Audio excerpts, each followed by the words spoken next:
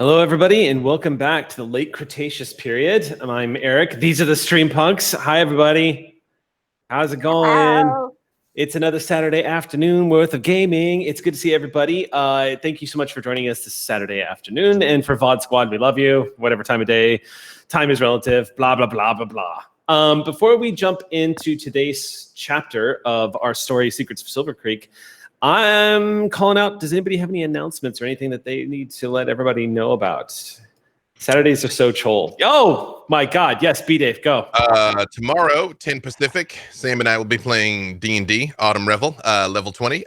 Tomorrow, 4 p.m. Pacific, Into the Motherlands, episode 1. They did session 0 last week. The show properly begins tomorrow at 4. Twitch.tv/Cypher of Tier. Right on. Isn't there like a superhero game coming up? Yes. Yes, there is.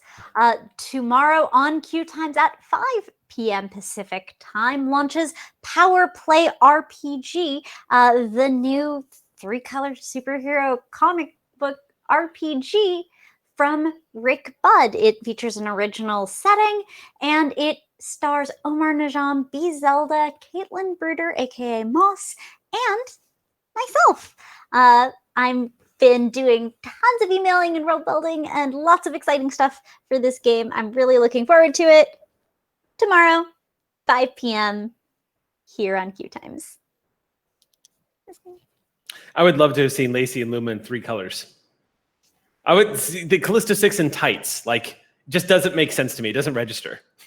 I feel like Lacey was like leggings. Leggings and wheels are like really nice though. So leggings like and wheels would have been the name of the show. Leggings and when Luma went magmorting, that's as superhero outfit as you could have gotten. That's true. Yeah. The like that's true. Full camo dazzle camo dazzle suit. I have an announcement. I appreciate Luma Orsini. Okay, thank you. All right. Unless there's any other announcements, I think we can jump into. I'm excited. Okay.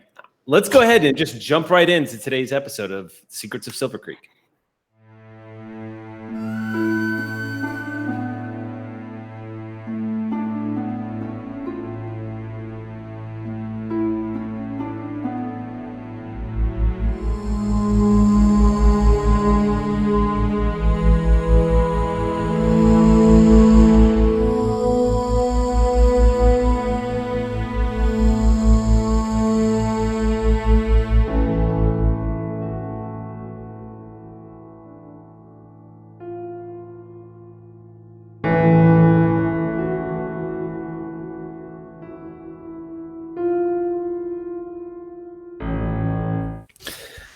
All right.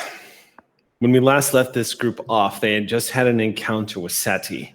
Now, for those who need the reminder, Saty is the corporation that 80 years ago is responsible for sending people back and technically stranding people here in the late Cretaceous period. Saty has become since the sort of government body that exists here in Gravaxi, which is the name of the continent, as it were. I think it's Larimedia is actually the name of the actual North Larimedia and South Larimedia are the 2 names of the halves of the continent, like North and South America. But this side of the world is called Gravac. This is the world that you have all known all your lives. You grew up here in the Cretaceous period, but your progenitors, perhaps grandparents or even parents, were part of the first commute. Saty has sort of a dubious reputation. It does try to be a fair governing body. However, as I described the first time around, Saty tends to be an organization that was originally established to be a company organization, and those who have inherited their authority in present day, if they're not the original commuters from the first commute of the Saty Corporation, then they're descendants, meaning there's some nepotism taking place. And there are some people in positions of leadership that probably shouldn't be. On the other hand, Saty is also in control of the largest city here in Gravac, which is called, oh my gosh, I'm blanking on the name. Kaleno City. Kaleno City is the largest human settlement, has about 8,000 people living in it. And it's where everything is kind of branched out from ever since the stranding, the last commute took place. You have all lived your lives relatively with some notable exceptions of one, perhaps two of you in this group, but definitely one. You have all lived your lives relatively distant with lack of contact with Saty. In fact, it might be argued that some of you have never been to Kaleno City before.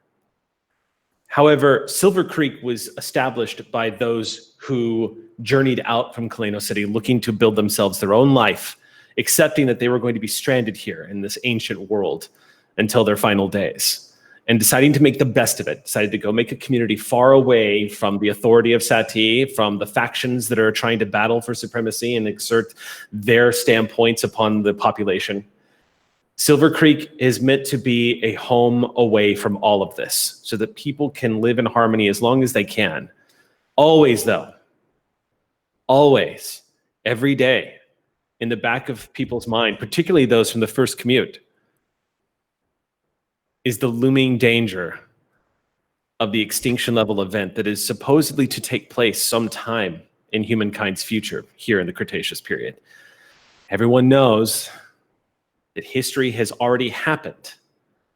History recorded that at some point during the late Cretaceous period, an extinction level event took place that led to the rapid decline and ultimate extinction of 75% of life here on the planet of Earth. And it's not a secret that scientists of Saty back in the day, when they realized they were going to be stranded here, calculated a 98% chance that all human life was going to be exterminated during this event, leading to the extinction of all humans here in the past. And it's under this shadow that, in fact, people have found some level of contentment, living every single day, treasuring the moments, loving families, building a life the way humans do in the most extraordinary environments where we should not survive. Humankind has made a place for itself here and has carved a quiet life for itself as best you can among dinosaurs. And Silvercreek has become that haven, specifically for the four of you. It was shattered the moment you came into contact with this Saty scout squad only a few hours ago. You were able to drive them off. They didn't seem inherently hostile, but they did seem willing to throw down if necessary. You rather skillfully showed them the error of their ways and sent them back, supposedly back to Kaleno City. But now, the lot of you find yourselves on the riverbeds, looking out over the great expanse of water that runs down the length of the Chalk Road, the main trade route here in Gravaxi. And this huge, gorgeous river, roughly the size of the Amazon, if you could imagine, in size, filled with all manner of prehistoric creature that you probably don't want to let get a hold of you. But the beauty of the pristine waters is what you are used to. The environment around you, however, indicates chaos and violence. You are standing on the banks of a riverbed that has recently come into contact with what's called a time terror, literally a giant time anomaly that contradicts reality, where things seem to happen all at once. Typically, things catch fire or torn apart. As I described before, ball lightning exploding out in different directions, typically lighting fire to trees that don't burn or will burn without being caught fire. It's a realm where reality ceases to make any sense, and it's very rare to survive one of these things. Having struck one of these caravans that was making its way down the rivers, you have all managed to finally find the spot where this took place, to see if there were any supplies left for these survivors to reclaim a piece of their lives. You're not finding much. Lots of packs, lots of noddles, by the way, noddles being the currency. The currency of the game setting of Predation are nautilus shells, little bitty ones. They vary in size. The size does not necessarily matter of how much they're worth. Nautilus shells are about this big, and that's the currency of exchange throughout here. You have found a bunch of these little nautilus shells kind of scattered across the riverbanks. Right, but each one is worth not a lot. Each one's worth what it's worth. There's not Thank like you for tuning in. So we're just gonna go now. There's not. That was a terrible pun, Sam. There's not like a 50-cent piece or like a $1 piece. They're each like one for one, and it doesn't matter how large or small the shell is. It does matter, however, if you come across the old Saty currency, which is like the old printed metal coins that were used from people from the first commute. That actually has a little bit more value because of how durable it is. But you are seeing packs and supplies that have also washed up here on the rivers. Most of them look like they've been destroyed or have been torn into. The thing that's really catching everyone's attention is across the riverbanks, you're seeing time anomalies. And yes, I can go ahead and confirm that 9 is definitely excited by this.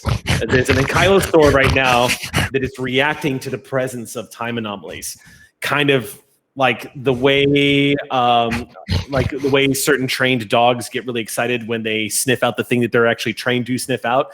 This Ankylosaur, if you can imagine this 3.5-ton dinosaur built like a Sherman tank, just kind of getting really excited by the proximity of these time anomalies. Now, a time anomaly, let me go ahead and explain to you, looks literally like it's hovering off the ground, but it looks like sort of a shard of space-time, where not all the lines meet up. So if you're looking at, for example, the bark of a tree, the tree might look like it kind of breaks and starts somewhere else, like somebody spliced a pixelated tree and kind of moved it to the left as opposed to keeping it where it's centered. It looks like where reality kind of shatters. And every now and then, looking into a time anomaly, you can see distant, far-off places that maybe don't or will never or did exist. They appear like these little foggy windows in reality. And those are the secrets of Silvercreek. I know, but I get like, Steenie, do not kill that man. We need him alive. Like, no. Drop. You already in the mouth. Drop. This is perfect tug of war with Goose. This is what All right, let's go ahead and pick it up now that we have managed to retrieve the the whatever it was that Twitch just choked on. We'll go ahead and start up. What I was describing was the noddles, how much you all find on the riverbanks. So scattered across the riverbanks, you guys find a total of about 130 noddles. Just in this area alone across the mud, which is not a small amount. Probably what was left of the profits of a lot of the trading that had been going on from the survivors as they've made their way down the river. You also find a couple of foodstuffs, some jerky, like preserved meat that has managed to survive, salted like dinosaur meat, essentially. You also find what looks like a bunch of shattered eggshells of eggs that maybe were being transported, probably a pterosaur of some kind, but broken eggshells that have all been broken and destroyed that were being protected in packs. Not uncommon to see something like that, but unfortunate to see, of course, these unhatched eggs that have all been broken apart and destroyed. You also find a couple of weapons. There are a couple of pistols. So you do find that, and you find what looks like to be sort of like a metagel of some kind to help with wound sealants. This is not uncommon to see what you yourselves have as supplied at Silvercreek, so pretty useful. Nothing incredibly valuable. The real value is coming from the time anomalies that you all find scattered about. There's about 6 that you can count just in the immediate vicinity, which this many clustered in a small space is very rare. So are they all in different directions? So is their focus completely split, or are they kind of in a certain spot? Yeah, you why don't you tell me, B-Dave? What's 9 can sniff out time anomalies, can detect them, can sense them. 9 is basically like a truffle pig that is completely unaware of his environment. So he very much is just like going towards one, just like shovel head into the ground, which of course, when he dips down, his tail comes up near human head level, which he has no sense of this. He probably breaks some things that otherwise would have been salvageable. Like maybe one of those pterosaur eggs was still good, but he's boom, boom, boom, boom, boom, boom, destroys one of the eggs. Yeah. And he just sort of, I don't know that he's quite sharp enough to point out each individual one. He'd go to the biggest one. Like if your naked eye sees all of them, whichever one registers in the greatest strength, is the one that he just kind of goes and like is nosing around in and like rolling his head like when dogs want to get that scent on them. Yeah. So just to give a quick reminder to the players, time anomalies is how you acquire ciphers in Predation. Interacting or coming into contact with the time anomaly encodes a cipher into your DNA. Because keep in mind, even though this takes place in the late Cretaceous period, you are from a civilization in the far advanced future, which it just to give you pure clarification of where you come from or your descendants come from. Intergalactic travel had been achieved in the era that Saty was formed. People were traveling to Andromeda and back to the Milky Way from the future that you were all originally descended from. So this no one level can of make fun of technology, me for sticking my hand in the time anomaly because it's actually a good idea. actually kind of what you're supposed to do. No. Except yes, and people need to stop. Sam, yes. Yeah. River is like, maybe we should, and then and then the hand goes in. As just in the background, Clever is going for one of the pistols. Okay.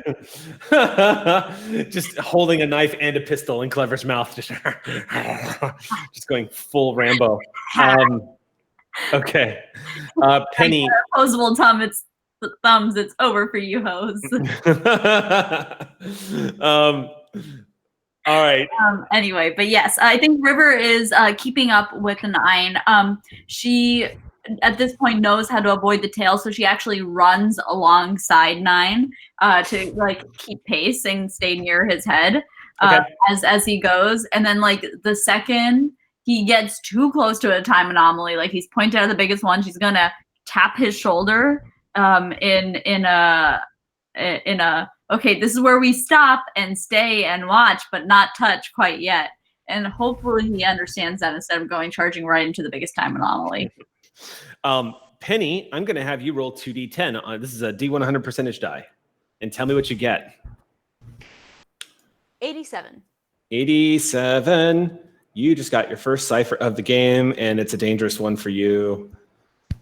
Awesome. Rather dangerous one for anybody who comes into contact with you after you use this. This is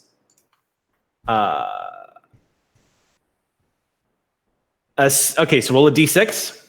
Tell me what you get, and add 2. 8. 8? Tell me about this dangerous level 8 thing that I have now. Okay, so you pop this thing. Basically what happens is you gain a speed boost. It adds 1 to the user's speed edge for 1 hour, except for you rolled an 8, so it adds 2 to your speed edge for 1 hour. So as you slide your hand into this time anomaly, first of all, it's almost like slipping your fingers into cloudy water. You see it kind of vanish a little bit.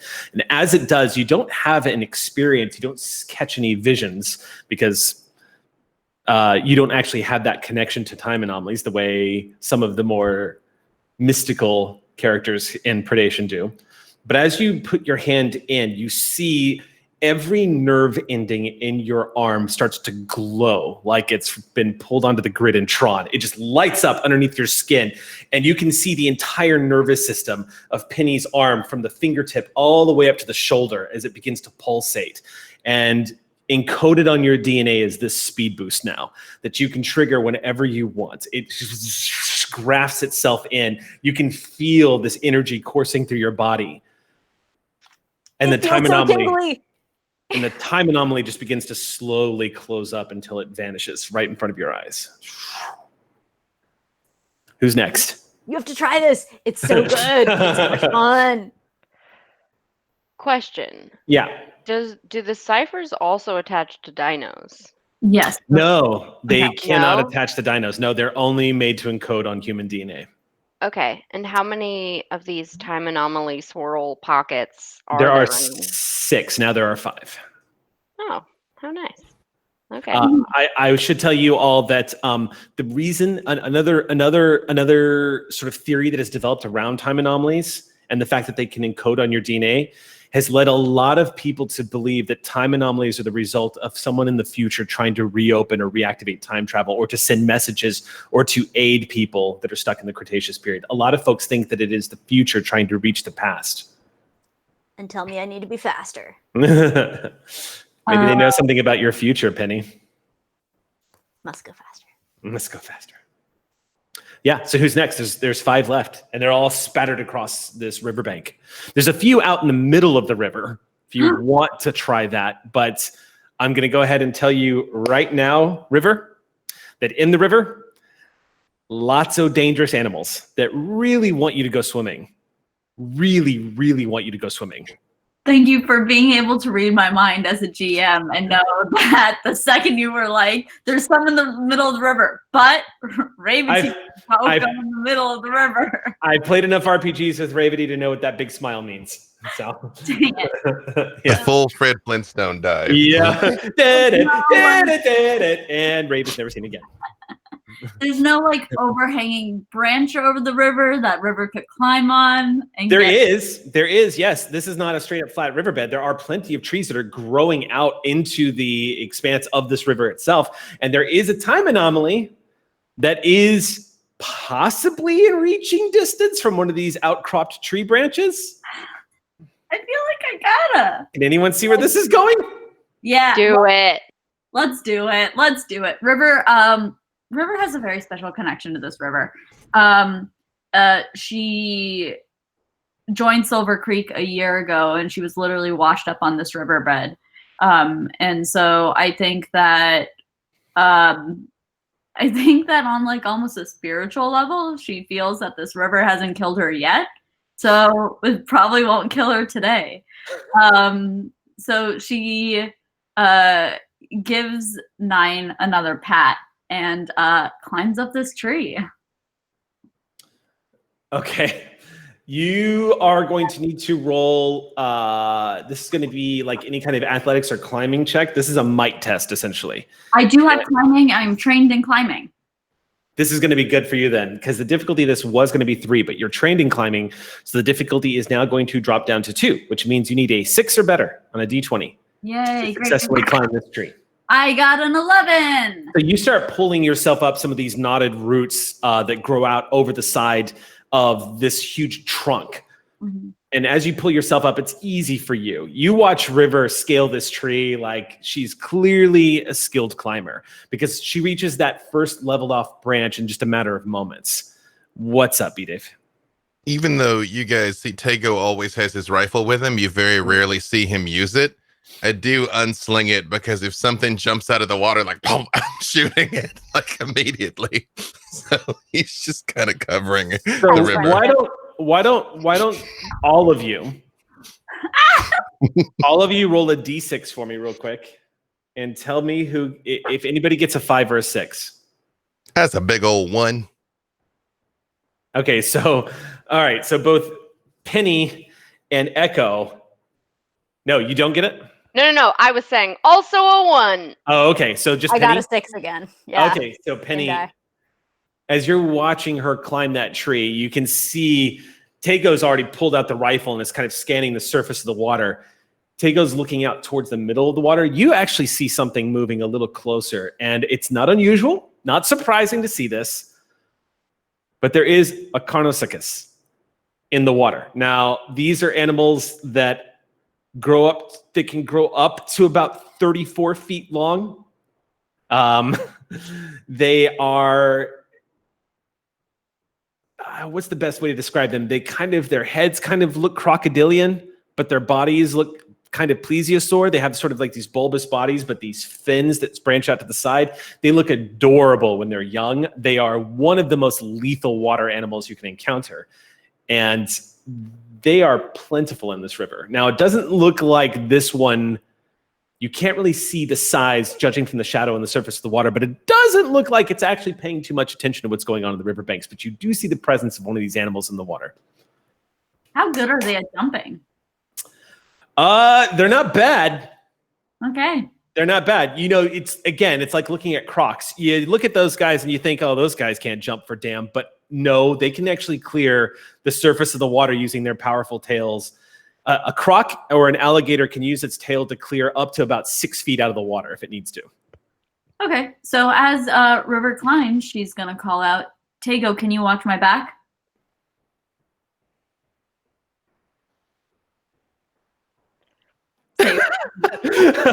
Tago's like 20 feet away, just smoking a cigarette. Yeah, he's like, whatever.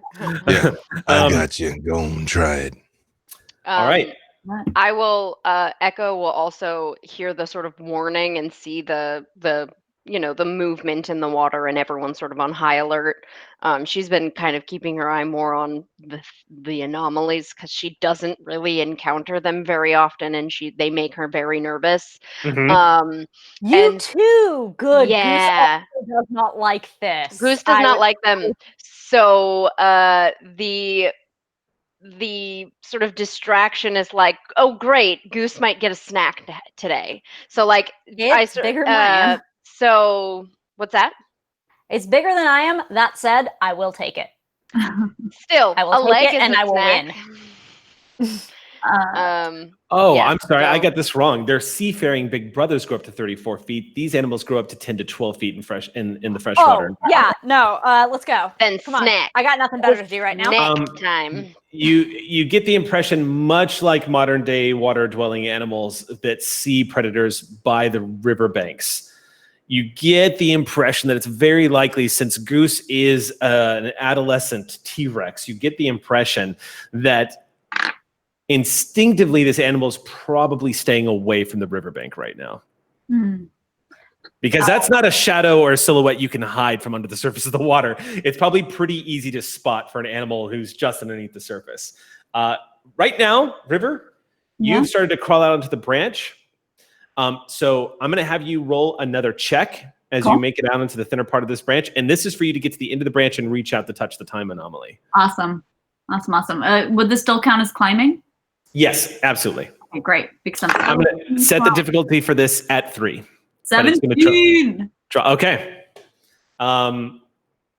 So it is a little nerve-wracking to watch River do this, because at one point she uses mostly her legs to sort of dangle as she reaches out and interacts with this time anomaly.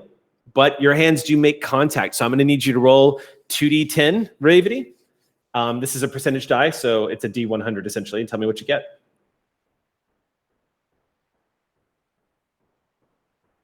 64. 64. I don't know what this cipher is, but it's literally called perfection. So well done, whatever it is. Oh, this is the D20 one. Oh, this one we have seen used pretty viciously. Okay, so roll a D6. Oh, this is a good one. Okay. Add 2 to your roll. 7. 7. Okay, so it's a level 7 cipher. All right, so write this down. Perfection. Okay. This user treats their next action as if they had rolled a natural 20. So the moment you come into contact with this cipher, it has the same effect. As the time anomaly lights up your hand, you see that glow. You can see the blood vessels in your arm pulsing with energy as it begins to course and encode itself on your DNA. And this moment of clarity in the back of your mind, a confidence, as this energy begins to wrap itself around the insides of your genetic code, you begin to realize that at any moment, if you want, you can achieve a moment of Satori, if you'd like to call it that, but a moment of perfect clarity where you have absolute confidence that whatever you set your mind to, you can achieve. You don't know exactly what it is that it's instilling this energy in you, but as the time anomaly collapses, you can feel that power. And River just feels at peace above this river that saved her. And the branch breaks. I'm just kidding. And she rolled a natural 20 and crocodile onto the river. Was that one of the 6th, or because since she performed this feat of daring do, that was the 7th? That was that. So there were originally 6, then there were 5, and this one does not count towards the remaining 5 because she went out into the river. And these items are single use, right? That's correct. Okay. And it doesn't need to necessarily be my next action. I can just call it, correct, and say I want my next action at some point in the future to be a natural 20.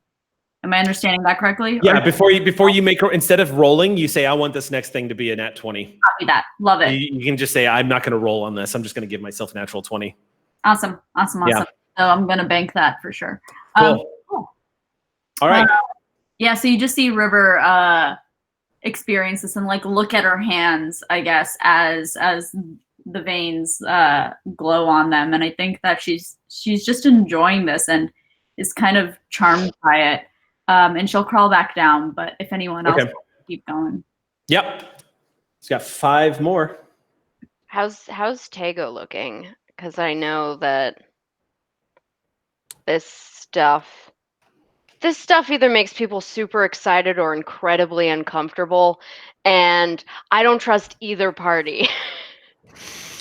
You see, he does kind of keep the rifle out until it's clear that River's going to be safe, and he kind of slings it, and you notice his hand is trembling slightly, and he's just Yeah.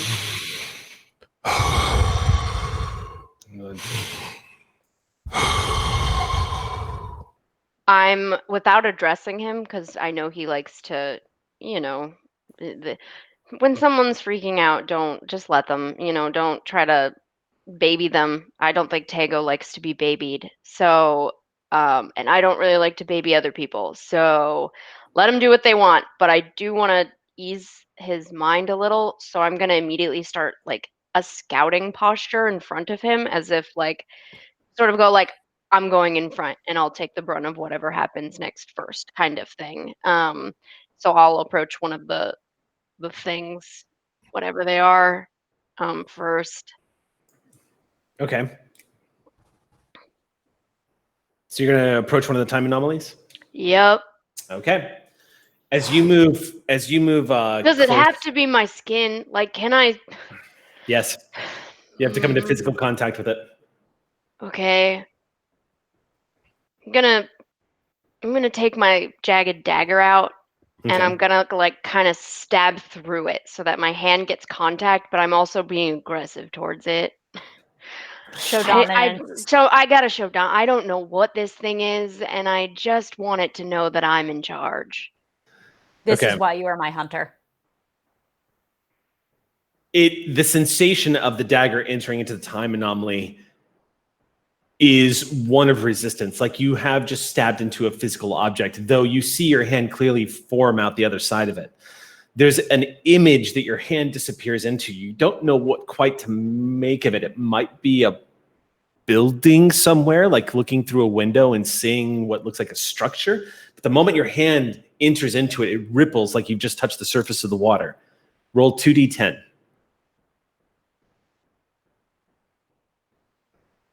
27. 27. I was going to joke and say, you've got a grenade that creates a black hole. 27 effect. The most useful thing. Oh, hey, look, Okay. Ooh, this is not useless. Oh, great. Okay, so roll a d6 and add +1, please. Yep, it's a 6 total. Provides a chance for additional resistance to directly damaging effects of all kinds, including fire, lightning, and the like, for 1 day. It does not provide resistance to blunt force, slashing, or piercing attacks. But if the level of the effect is the Cypher level or lower, what did you roll? A 6. 6, so 7 total. Whew. So it's a level 7 Cypher. Wow, cool. If the level of the effect is the level of the Cypher or lower, the user gains additional defense roll to avoid it. On a successful defense roll, treat the attack as though the user succeed on their regular defense roll and you don't take damage. Great. So if you catch yourself around a ball of fire or an explosion or a lightning strike or anything like that, any kind of natural energy like style effect, any kind of like this sort of natural effect that's taking place, any kind of damaging effect that's not piercing or slashing or blunt force trauma. Like a time terror? Time terror is definitely not natural. What? But the fire caused by a time terror, that could be considered, or the ball lightning effect caused by a time terror, totally.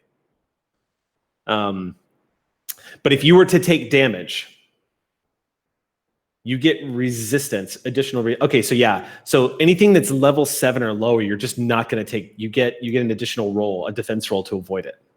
Evasion, so it's like rolling Cypher yeah. edition? Yeah, basically you roll with advantage. Ha!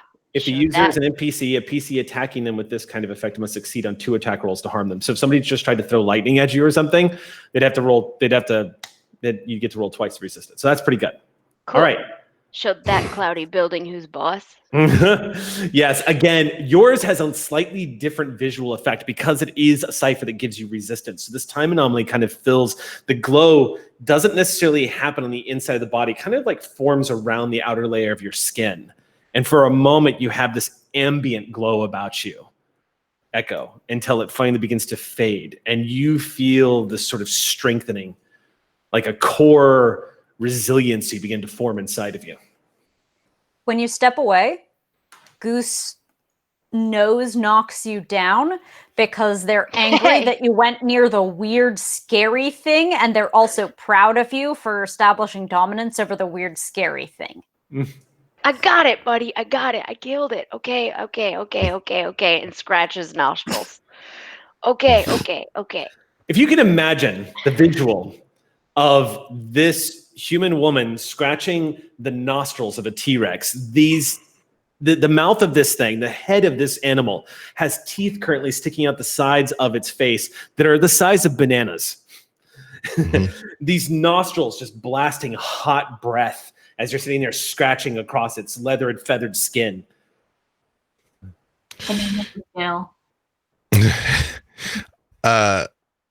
Tago would look at Steenie and just go, well, then I was just about to say something because Steenie was still off eating something on a tantrum, remember? Oh, yeah, that's true. I did go do murder, but I was just about to say Steenie busts through the foliage and is covered in blood and feathers from another creature, and is just clearly has forgotten that there was a fight with their papa and is just like happy feet stamping, and it's like, I did it, Dada.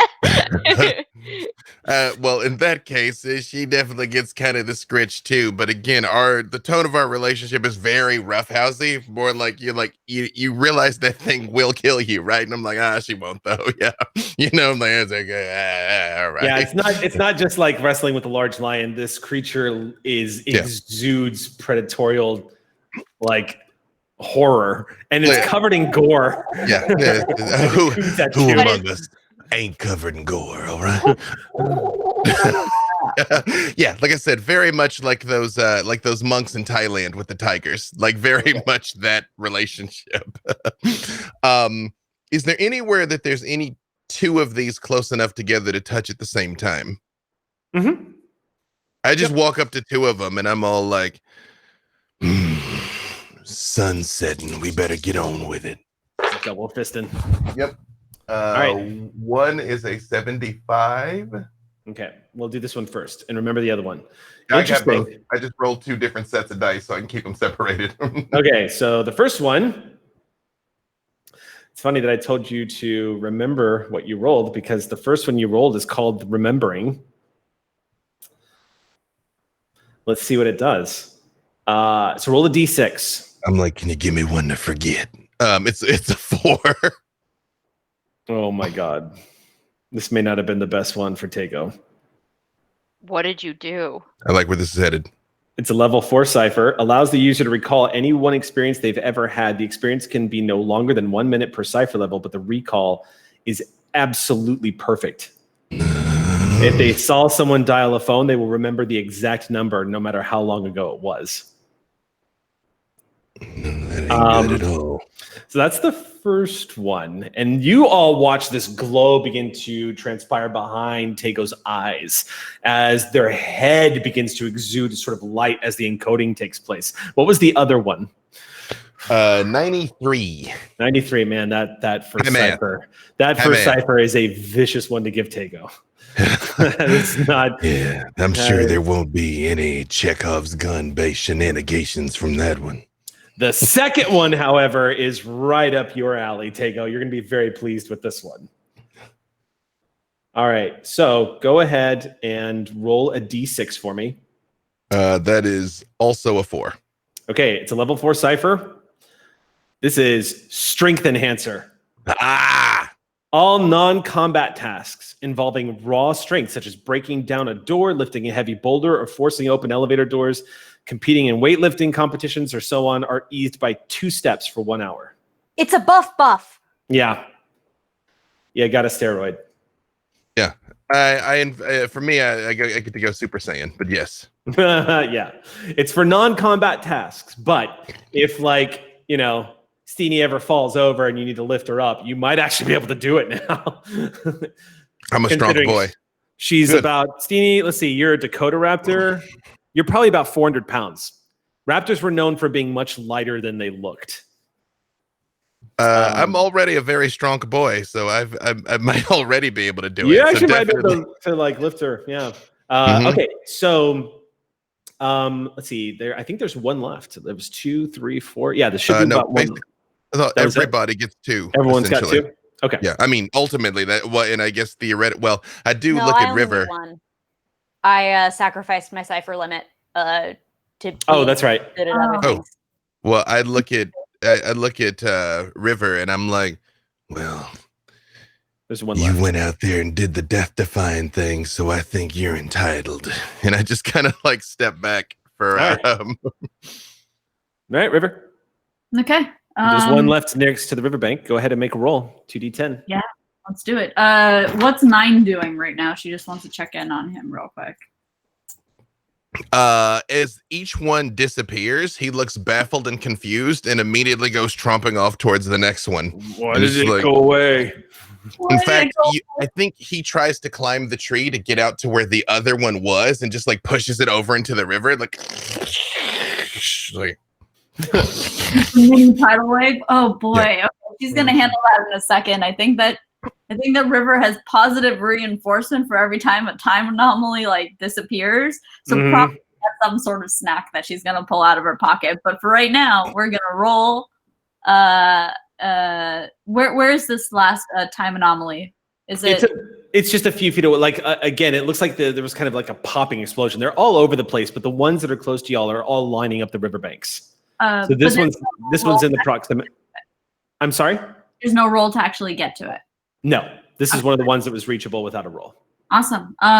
So she's gonna take a look at the sky, see that indeed the sun is getting lower, and Okay, actually, if you're gonna look at the sky, oh god, do you have any nature? Do you have any kind of like? Do you have any skills I have here? perception. I have identifying. I walk with dinosaurs, but that's what I got. Yeah. Okay, so go ahead and make us. This is gonna be just a flat d20 roll, Okay, great. and the difficulty of this is going to be 3. Boy.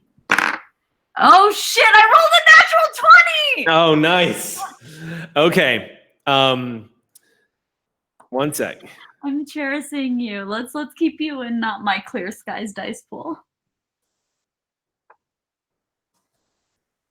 All right, a natural 20. So as you're glancing around, River, as you're trying to get a sense of the area before you interact with this time anomaly, instinctively you just kind of look to the sky. You see a couple of things that are actually pretty normal to see, such as like flyers. You see those kind of gliding through the air in their small packs. But what really grabs your attention is the near jet black storm clouds that have started to brew over the horizon, maybe about 12 miles away in the direction of Silvercreek. I'm not describing anything unnatural. Okay. You should know that storms here in this era of history, they are common and they are mighty. So you all see what looks, well, I would say, River, you specifically see this like horizon of dark clouds that spans as far as you can see off in the distance, about 12 miles off. 12 miles off, but closer to Silvercreek than we currently In are. the direction you all came. Yeah. Okay. Yeah. That storm, we should try and get back before it. That's when everybody notices, like, whoa, just kind of creeping up on y'all, this storm system off in the distance. She's gonna run up to the last anomaly and just like go for it. No, Okay. no one sense of wonderment right now. Just Okay. Roll 2d10. Yeah. Here we go. And just so you know, because you rolled a natural 20, the speed at which the storm was moving was going to be taking it, probably going to be taking people by surprise, which is not terribly uncommon, unfortunately. However, because you've spotted it, I'm going to enact that is going to allow you to return to Silvercreek in time to help prepare and alert people that a storm is coming. Awesome. As a benefit to the fact that you just nat 20 that thing. Yay. Yeah. Thank you. I rolled a 9. 9? Yeah. Oh, here we go. 9. It's appropriate. It's my boy. All right. So roll a D. Oh, hold on. Oh, here it is. Roll a D6. Okay. Oh, this is good. I got a 5 again. So is that a 7? Level 5 Cypher. Great. Yeah. For 1 minute, a user can move a short distance as an action and can move a long distance. A user who can normally move a short distance as an action can now move a long distance instead. Ooh. It's a burst of speed. This basically turns you into Usain Bolt for one action. You can keep pace with some fast-moving dinosaurs. Not all of them, and certainly not like a Dakota Raptor, but pretty fast.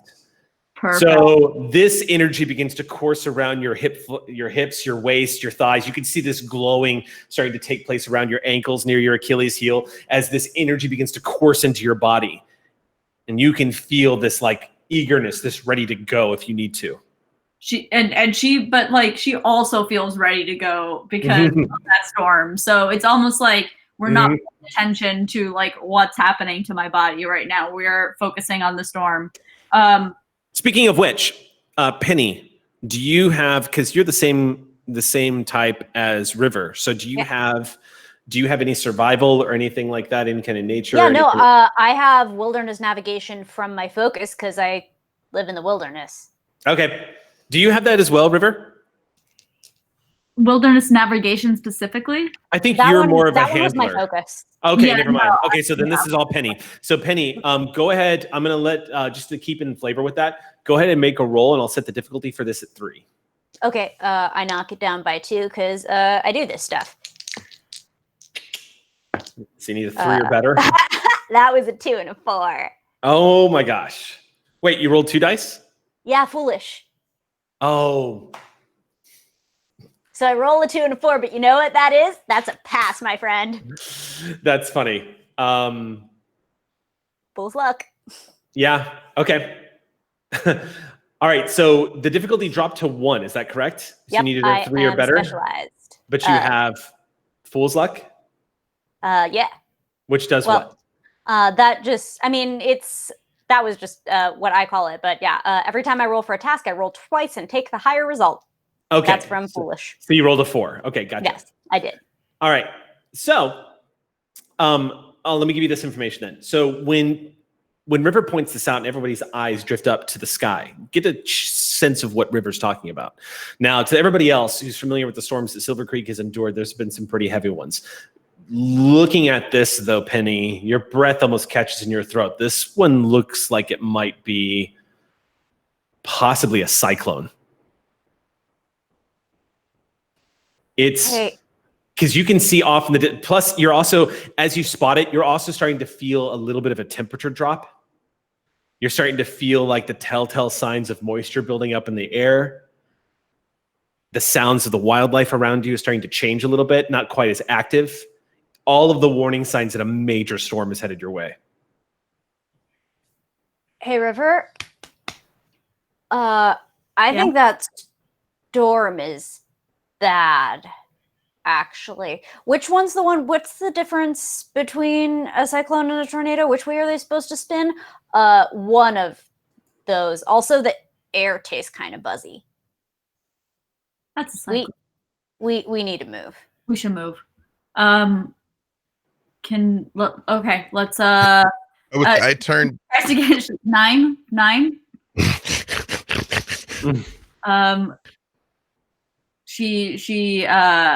tries to get him to focus, and we're going back, bud. We're going back home. I feel like something lunges out of the river at 9, and he whips around to listen to her, and the tail just clobbers the thing, and he doesn't even notice. It's like bang. That tail is not a subtle natural weapon either. That is literally a killing weapon at the end of this animal. Just imagine it from Clever's point of view, who just like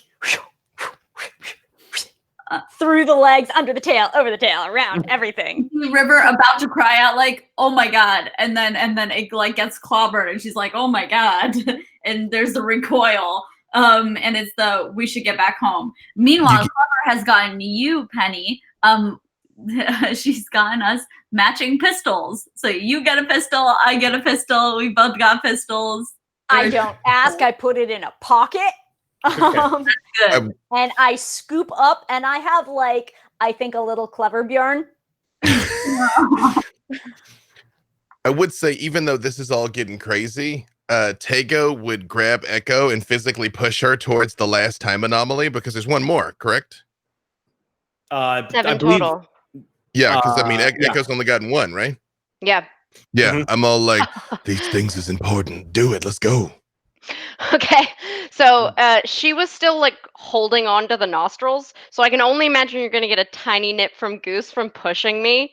But I probably sort of barrel roll through it. Because you're quite strong. And my strength lies more in being nimble. So I just kind of tuck and roll and fly through it. I'll be quick. That's 37. And it's a 4 Cypher. So it's you rolled a 7? 37. 37. Okay. 37. Oop. Cool. Y'all are getting some good stuff now. Okay. And what level? I'm sorry. What level Cypher was that? 4. So it's a level 8 Cypher. Oh, okay. Enduring Shield. For the next day, the user has an asset to speed defense rolls. So this will, what it basically means is it'll ease the difficulty of speed defense by 1 for an entire day when you use this. Wow. All right. So again, that sort of that electricity that seems to fuse into your nervous system, this feeling of like bounciness, ready to go, ready to move, like an adrenaline surge that's at your command when you need it. You begin to feel that coursing through your veins, and then subtly kind of lay at rest, ready to spring whenever you command it to. Okay. I pop up and I sort of like brush my whole body really quickly from all the dust, and I just hey, and then notice that everyone is clearly looking at the sky, and then I'm like, and then I just run up to Goose, grab the nostrils again, and fling myself up onto Goose's head. A Karn that is used to mounting on top of this great predatorial animal, you basically easily, agilely flip over the top of this feathered crown onto the back of this T-Rex, mounting up in one quick go. And then pat to take off. Yeah, Steenie's big enough to carry me, I think. Oh yeah. Mm-hmm. Yeah.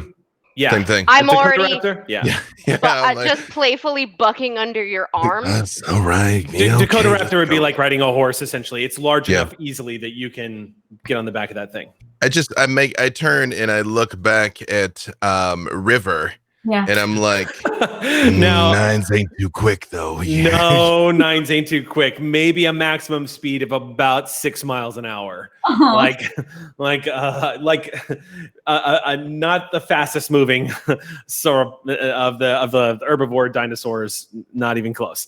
God, how Good for short bursts. That's Like 9 knows how to escape. That's what River says. And with that, she's like, I'll take up the rear. You guys go ahead. We'll follow. I hop back off of Steenie. I'm like, no. Come on, get up there. She'll get you out of here. I just take you. And I like literally turn Steenie and look at me. I'm like, take her home. Take her home. Yeah. You know what I'm saying to you, home. And, and I almost like unless obviously unless she like really fights me, I just sort of like it's a difficulty 3 roll. Yep, here we go. Let's see. 9 or better on a d20. I got a 10. No, wait, I needed a 9, right? No, I needed a 12. You needed. I can't math. You needed a 9 or better. Oh, I got 9 a or 10. better. Okay. You got a 10. Okay. Yeah, I very much. So then, Okay. yeah. So when you shove Steenie's face away, her eye is now right with River, and then it's like, oh, yes, tiny dada, and bucks you for your full body, like face into chest, bucks you up, and just sort of like has you land on Steenie's back, Oh my God. and then takes off because did hear home but was confused about other dada. Like watching a rodeo clown get hit by a bull. You just go bump right up over the top of this dinosaur. It's probably enough to make 9 kind of stiffen a little bit because even though I think 9 is very familiar with Steenie, seeing River get bucked like that might actually make the dino pet go, the fuck? Kind of like, but I leave that to you guys. Yeah, it's River definitely vocalizes the like you hear she's too dignified to call it a yelp, but it sounds kind of like a yelp as she gets bucked up over and on to Steenie. And Okay. it's no, what? We all should be going, and she's off. Okay. And I feel like Nines is charging after thinking he's trying to save mom. Like, Yeah, there we go. Oh God. Yep. Okay. Keep them safe, 9. She's not even gonna yell that. She there's no point in yelling that. She's off. She's too far away. Okay. Then with that, I think you all start making your way back to Silvercreek, yeah? How Okay, fast does my dino go? Goose? She's very Goose fast. is really fast, right? Well, so in short bursts, they believe that a T-Rex. I'll tell you this. Yeah. Jurassic Park was actually pretty accurate. Short bursts, they think the T-Rex could have reached up to 20 to 25 miles per hour. Okay. But they were not runners. No, they were yeah. good for charging, but they were not necessarily runners. They were not fast They moving run out of predators. steam. Yeah. It's a The Dakota- lot of energy to expend moving that many Yeah. pounds of muscle. So T-Rex was not necessarily known for that, but there's also not a lot that's going to stop Goose from moving forward. No. The of Dakota course. Raptor movement is very long, whatever that means. So I assume that's fast. Yeah, not a long distance runner, but yes, very fast. Not necessarily cheetah speeds, but a Dakota Raptor can haul ass. We're talking probably up to like 45 to 50 miles an hour. Short bursts and sustained speeds probably about 20 miles an hour. So quick dinosaur. Yeah, How much so does Goose- 9 weigh? Oh, sorry. Go ahead. A T-Rex? 9. Oh, 9. Just because I'm 9. wondering if Tago could lift 9. So ankylosaurs can weigh up to 5 tons. Oh, okay. He's Never a- mind. Big old boy. They are the Sherman tanks. They're like trikes. They are big, heavy mother effers. Got it. The entire upper top part of their bodies is just bone plates that adds to that muscles that they have underneath it. I will say Tago is moving as fast as he can. He's not trying to stay with Nines because Nines is indestructible. I am not. So yeah. He's Okay. like, come on, 9, let's go. And then off through the brush, trying to double time it back. Okay. I think Penny's probably border collieing a little bit in between Mhm. the two, because I'm comfortable, worst case scenario, hunkering down here, and because I live in the wilderness. This is not the first time I've gotten caught out in a storm, and I want to make sure 9 is okay. And I have a little Clever baby right here. Clever has a gun now, I guess, so that'll probably help against the storm. Hey, the Clever got you a gun too. See, They're both very just shiny. such good friends. I want to take this moment to tell y'all that we've seen some of the dino art that's coming out, and it's amazing. So good. It's so Clearly, have been practicing since you've been picking up crayons because these dinos are amazing. Well done. We love to see it. Love to see it. Because of River's 20, you are all going to make it back to Silvercreek with time to spare. Great. Because of that fantastic roll in the D20. The trip back to Silvercreek is actually not quite as difficult because, first of all, you've now traveled through the bush in this area before. And you don't necessarily have to wander too far away from the riverbed because you're not keeping an eye out for supplies. Instead, you're beelining it straight for home. So it takes you about an hour of charging ahead. What's up, Tago? You're muted. When we get back, I want to look for Dr. Adrian Becker. Yep. Okay. Well, it doesn't take long. Like, again, I say as you get back to the to Silvercreek, you do see the exterior gates are still open for everybody. The sun has not technically begun to set, even though it is getting very dark out now. At this point, you can tell by the time you arrive that Silvercreek has picked up that something is going on because the population of the settlement itself is currently scrambling to lock down and pin down and secure. You see they're letting some of the animals loose. You see everybody is basically batting down the hatches. You're looking for the doctor? Yep, Dr. Becker. Dr. Becker. Okay.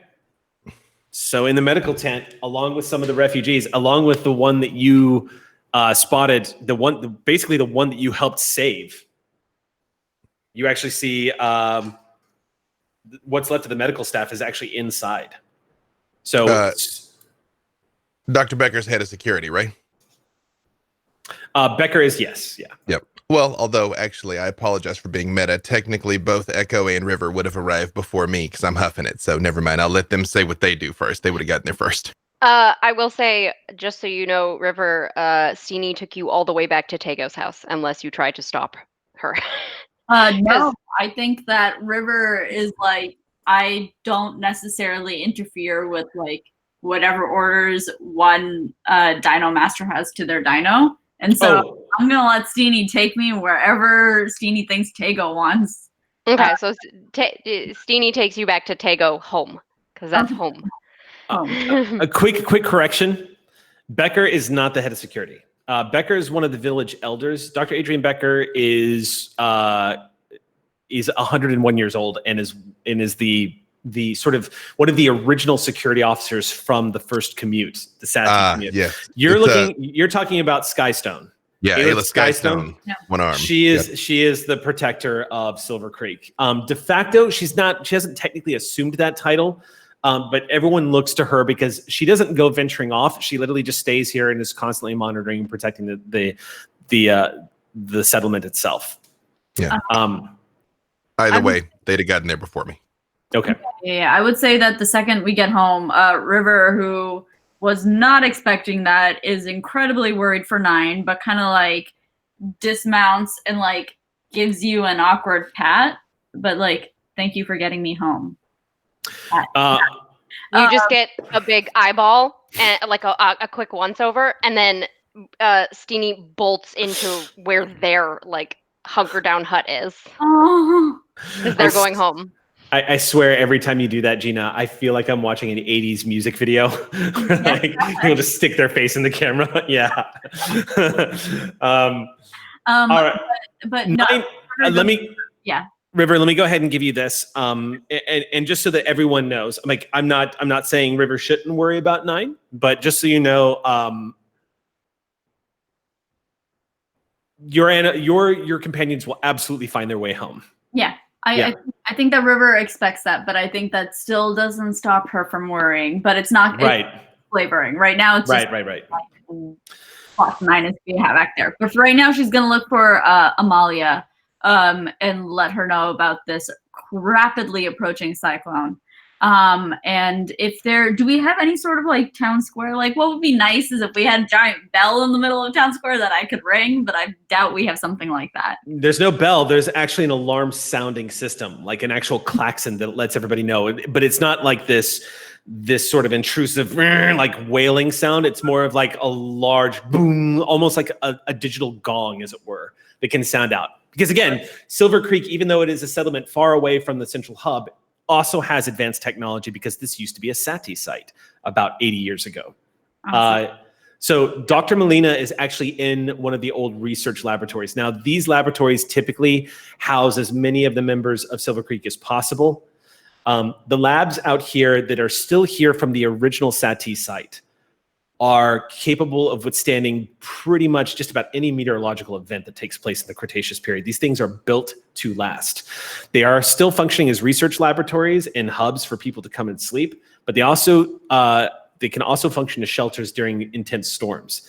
However, here's the problem that Silvercreek has been having lately, and this is underscored by the fact that over the past 80 years, that the population of Silvercreek has grown. There's a population of 47 people in the settlement now.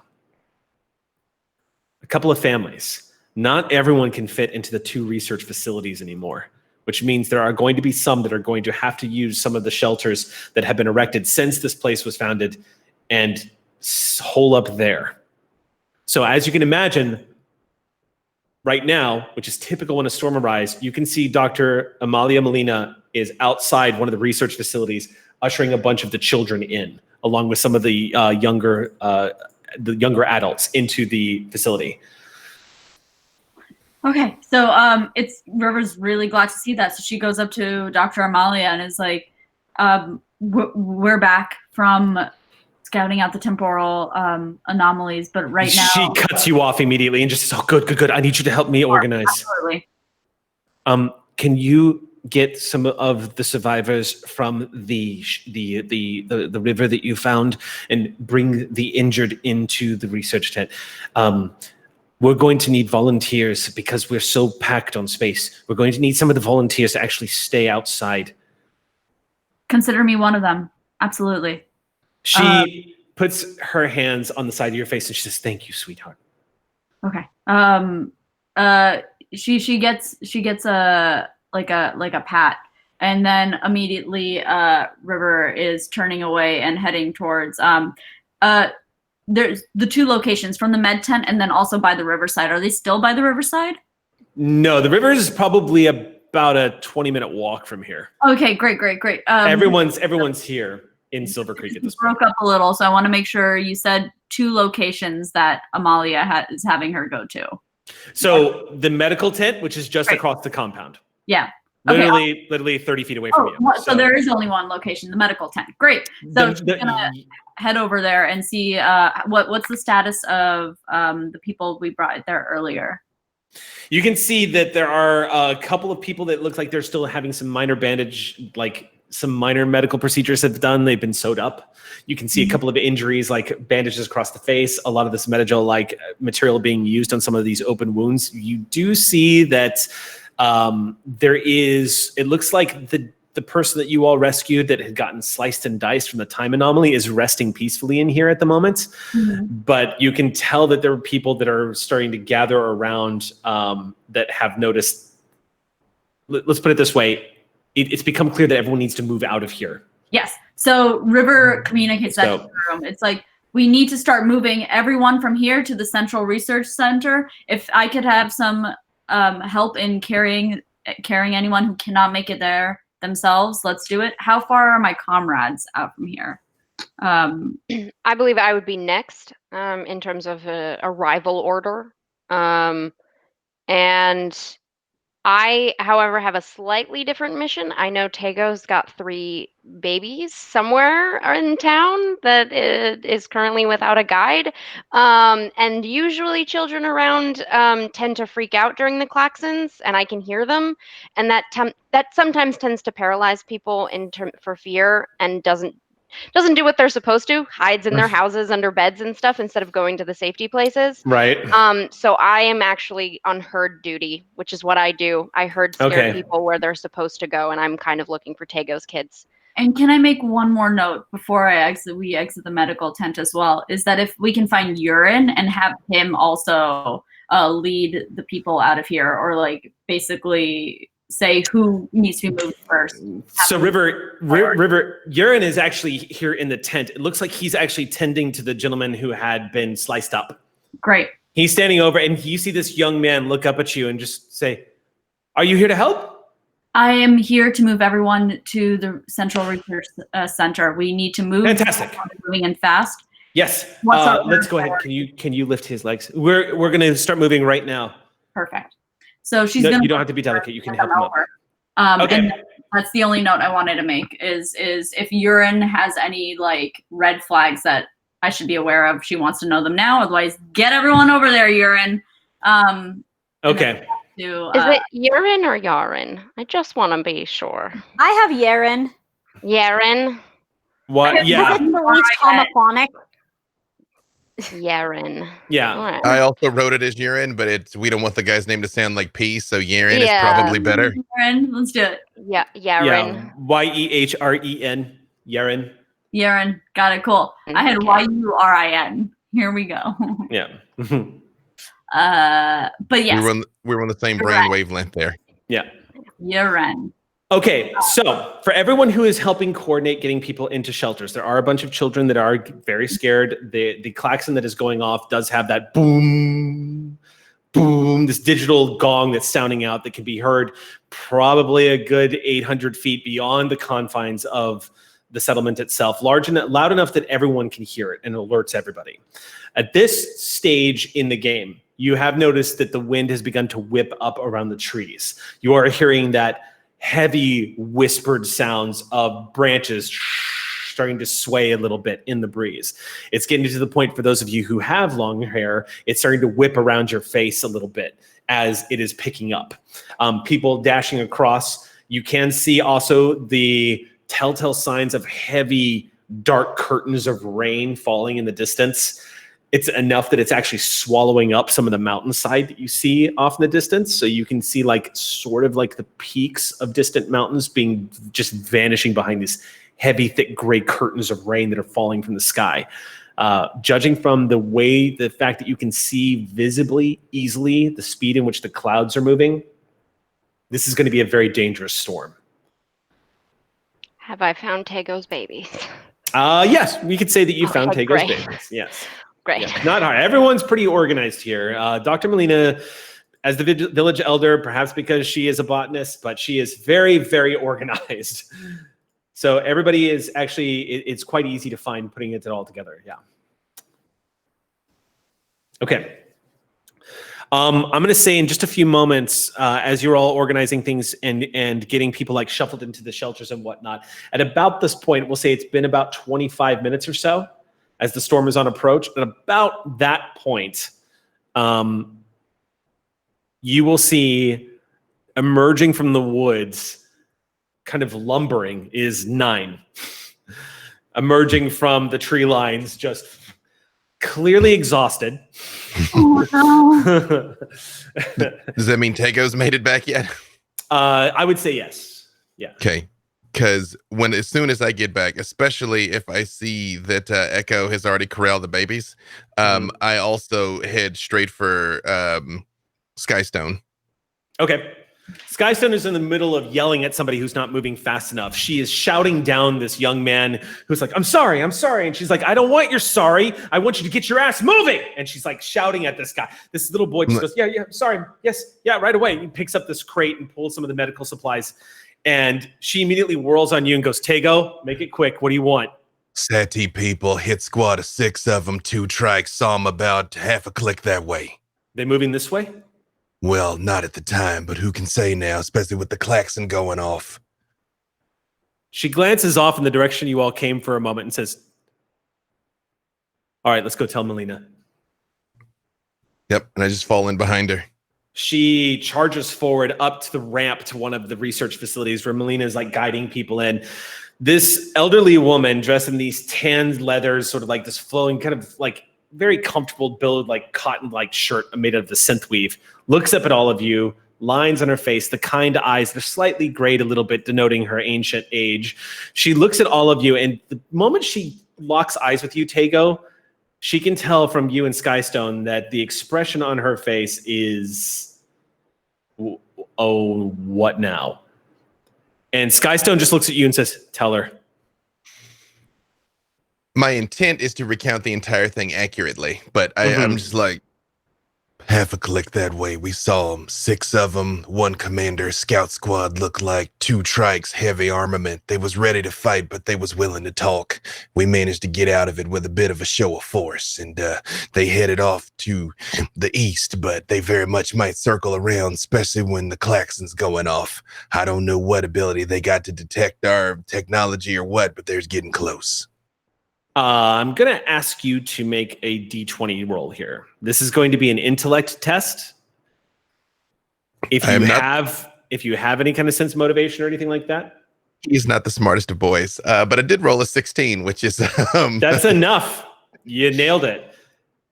Dr. Melina has always been, she's not just the village elder because of her age or because of the fact that she's experienced or she's been here longer, that she knows how to organize people. She's one of these kinds of scientists that never loses sight of the ball. She always knows exactly what needs to be done. She's able to put aside her personal anxieties and fears. She's able to stay focused on what needs to get done and sees it through. You see anxiety on her face the moment you start telling her the story. It's an expression that you're not familiar with seeing on her face, but she has a reaction, Tago, that indicates deep concern when you tell her this. And Skystone glances back at her. It doesn't look like Skystone is missing that trigger either. Because Skystone looks back at you, Tago, kind of like, what's going on? Melina pauses for a moment and winces her eyes a little bit as she glances towards the wind. You are seeing the rest of your party organizing Silvercreek and getting people in. The structures that are built here are a combination of thick, well-constructed wooden structures mixed with some of the technology of the era. So it's very likely that a lot of these structures will actually be able to withstand the impact of the storm, depending on how heavy it is. But this is going to be a rough one. And yet still, Melina looks like she's looking off in the direction of the Saty group that you just described. And she seems lost for a moment as she glances off, till Skystone finally speaks up and says, Doctor, Amalia, and grabs one of her shoulders. And the doctor looks back at all of you. This old woman regards the two of you and says, we'll talk about this later. Get everyone inside. And that's what you all do. You proceed over the next 15 minutes to gathering everybody. You had something, Gina? You're muted. We were both muted. I was saying something muted, now she's muted. As Tago turns to leave, he just says, well, if they're stuck out there in the open, they're probably in for a bad night. And I just turn and... Skystone looks at you and says, Tago, listen, don't say anything to anybody else, okay? And if they did hear the klaxon like you were saying, they might come here for shelter. So just be on the lookout. If they do, are we gonna give it to them, or? And I do just kind of like pet my rifle holster. Let's see what happens. But I know I can count on you. Always, ma'am. She nods. It's all right. And he heads out to find if there's anybody that especially once he's clocked that the babies are fine, if anybody's like wrestling with structures or trying to board a window, like anything physical is what he basically goes and immediately starts trying to help with. Okay. All right. What is everyone else doing? Is anyone else batting down? Everyone's nestling in. Now, I do have to warn y'all, particularly with Goose, there is nowhere in the structure that's going to house you. It's cool. I'm sure that there's already been protocols and where Goose and I go. There's kind of a, yeah. There's... I have enough room if you want. In a treehouse? I mean, it's not at the top where like lightning would be. That would be silly. It's mid canopy, and like there's probably some room at the bottom. We could do something. It's not the first time I've been caught outside in a storm. Almost on cue, this big fat drop of rain slaps right into your nose, Penny. Bless you. followed by a second and a third. And you're starting to hear the slapping sounds of this heavy rainfall begin to occur around all of you as it impacts on the dirt, on the dirt at your feet. I mean, it's just you don't have to. It's just No. if you Let's do want to, I it. guess. Let's do it. And she had been rolled around in dirt, and now it's wet. And gosh, dang it, mud! Like, fine. Yeah. Okay. Yeah. No. Thank you. Yeah. Let's do that. Goose, Okay. you cool with that, buddy? Cool. We're cool. And looks out a little bit toward not in the town, which the settlement is never their favorite place to be. So y'all are heading out of Silvercreek then. Yeah. And Penny also makes eyes to Tago and River to indicate that this is like, we will all be very scrunched, but this invitation is open to folks, since it looks like they're not going into the shelter to join people. Okay. Yeah, River kind of wants to stay close to 9 during this. Is there a system, like, is there any sort of like cave or like rock ledge that she can basically like shelter underneath during this with the 9 nearby that you might know of? So here's something I can give you. Yeah. Normally, right now, the way I have it set is there is nothing like that in the immediate vicinity. However, in Cypher system, you have the option of enacting what is called a player intrusion. Oh, yes. Now, player intrusions they empower you to use your XP to spend and make something true in the narrative. This could be something that gives you an advantage. This could be something that alters the narrative a little bit. You can give yourself, maybe you remember to bring that med kit that you thought you had, that kind of sort of thing. In the case of like, if you spent 3 XP, for example, you could gain a long-term benefit. Like, oh, it just so happens I have a high-end apartment in this downtown city. If you are willing to spend 2 XP, I will say that there is a outcropping of rock that's nearby that might function as an adequate shelter for a smaller animal. Smaller, of course, being in comparison to the T-Rex for you. Yeah, I see it, B-Dave. What's up? Important point of clarification. How much XP did we get for episode 1 storytelling? Yeah. I awarded everybody 2 XP. I'm gonna say that affects this stratagem. Yeah. You know what? I'm gonna go ahead and say that we do get to my XP for that. Oh, what's up?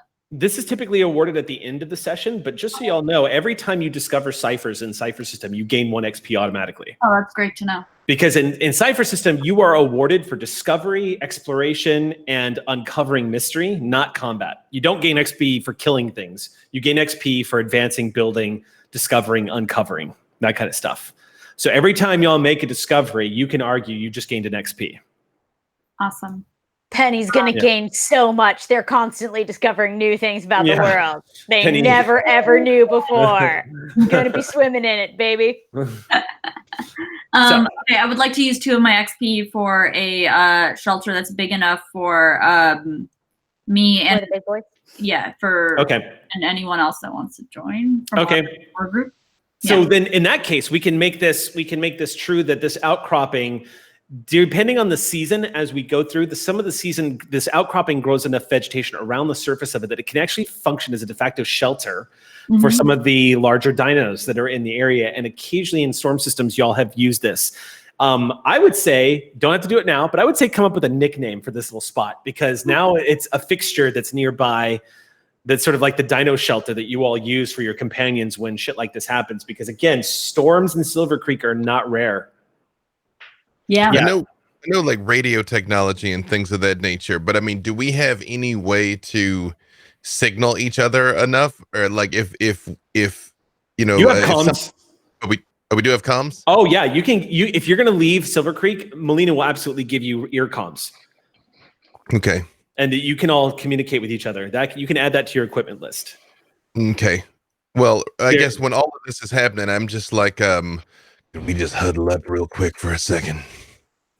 Yeah. So everyone gathers together sort of in the center of Silvercreek. By now, Silvercreek has become something of a ghost town as people have begun to shelter and bog down. And rain has begun to fall, spattering against a lot of the rooftops. You can hear the musical sound of rain smashing into the metal surfaces of the research facilities itself. I have a concern that the people from Saty might try and find their way here to shelter. It might be worthwhile to have a pair of eyes out in the trees and a pair of hands here in the town. Almost prophetically, after Tago says that, there's this low rumble of thunder that crackles across the sky, just as the storm continues to move in. Are you going to be good out here if you post up? Yeah. I mean, Steenie and I have been through worse. Sure, but it doesn't mean you have to do it like on purpose. We got a little hideaway. I'm gonna tuck in there with her. She gets scared by the lightning. Okay, I mean, you can call it out if you need us. Like, Well, we'll help. same. Keep an eye out. Y'all saw what we saw. Them tracks gonna get spooked also. They're gonna be looking for a place to lay their heads. We'll do. Thank you. And you just sort of like slap Penny on the shoulder, and I'm like, You did great today, kid. You too, kid. Cover your sixes. and I think like wherever Tago lives, it is true that kind of like back by, like I envision it's almost like a tree that is kind of had like a little like shed built around it, and then kind of like the back in the root structure, he's like laid boards and tarps over where Steenie is. Okay. He like physically crawls under there and kind of like pulls a There's board. like there's like a trap door sort of thing that's Steenie's head when she smells dada. Like Whack-a-raptor. Yeah. yeah. And is like beckoning you to come in underneath the house. Yep. He's like, oh, come on. Don't hog all the blankets. You are the deadliest golden retriever that ever lived. Yeah, but it is my goal to not sleep, even though I realize visibility is about to drop to 0, to still kind of trying to be watching for if anybody comes into Silvercreek. As you are nestling down, you actually hear across the comm in your ear Skystone saying, Tago, are you reading me? Crystal clear. Again, the technology, I have to emphasize, this is quite advanced. So you can actually hear it coming through. Federation comms. Yeah, I got you. I'm posted up on the east side of town, so I'm going to have eyes on anything that's moving through. I think this is going to be a hell of a blow, so take care of yourself first. If we see anything coming in, I'll give you a heads up. Yeah, I'm Penny and Echo. I know we're heading out. I'm not sure where River's gonna lay down, but we're trying to spread out our points of view here. I'll go by the system of caves that we have up there.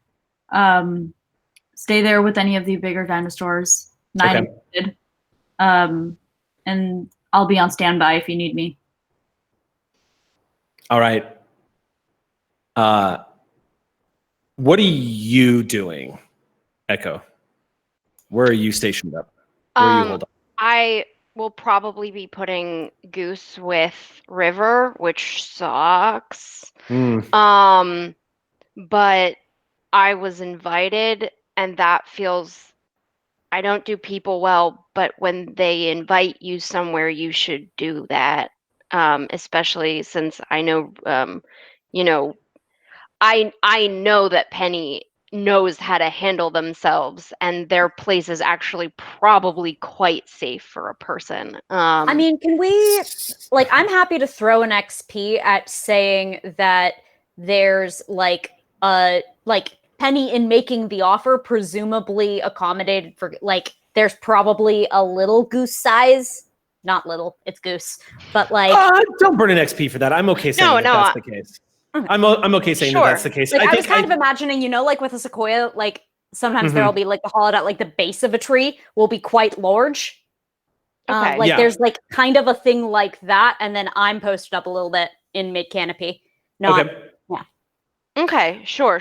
Yeah. I just wasn't sure if it was just tree cover or if that was good enough for what this storm was.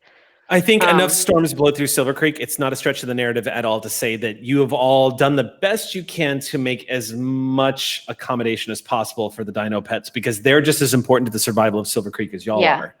Okay, cool. Then Goose and I are going with Penny. Okay. So everybody is locking down and shoring up. As you were heading out, I've kind of always wanted to know what the treehouse looked like. This is kind of exciting. I've been outside of it before, but I've never been inside of it.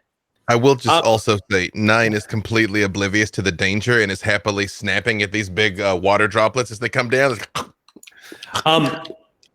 Echo, as you were all about to head out the front gates of Silvercreek, you hear somebody shouting over the now rising din of the rain.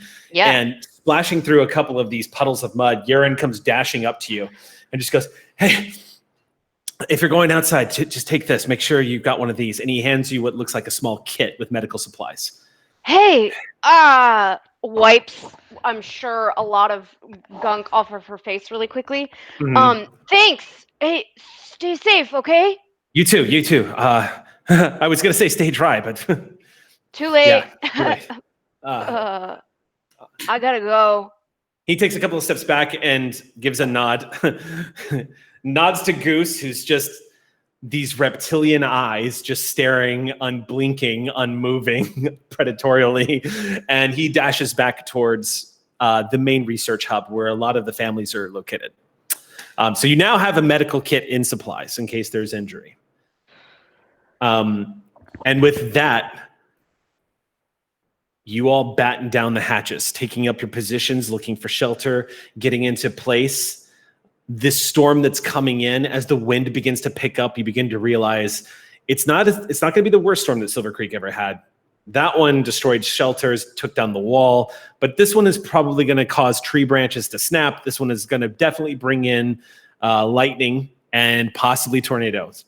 It's going to be a big one.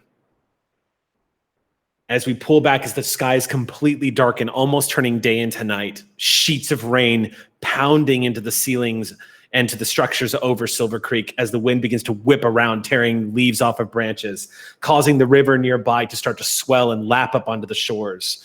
We leave our Cretaceous storm for the moment and go on our 10-minute break because it is 1:37.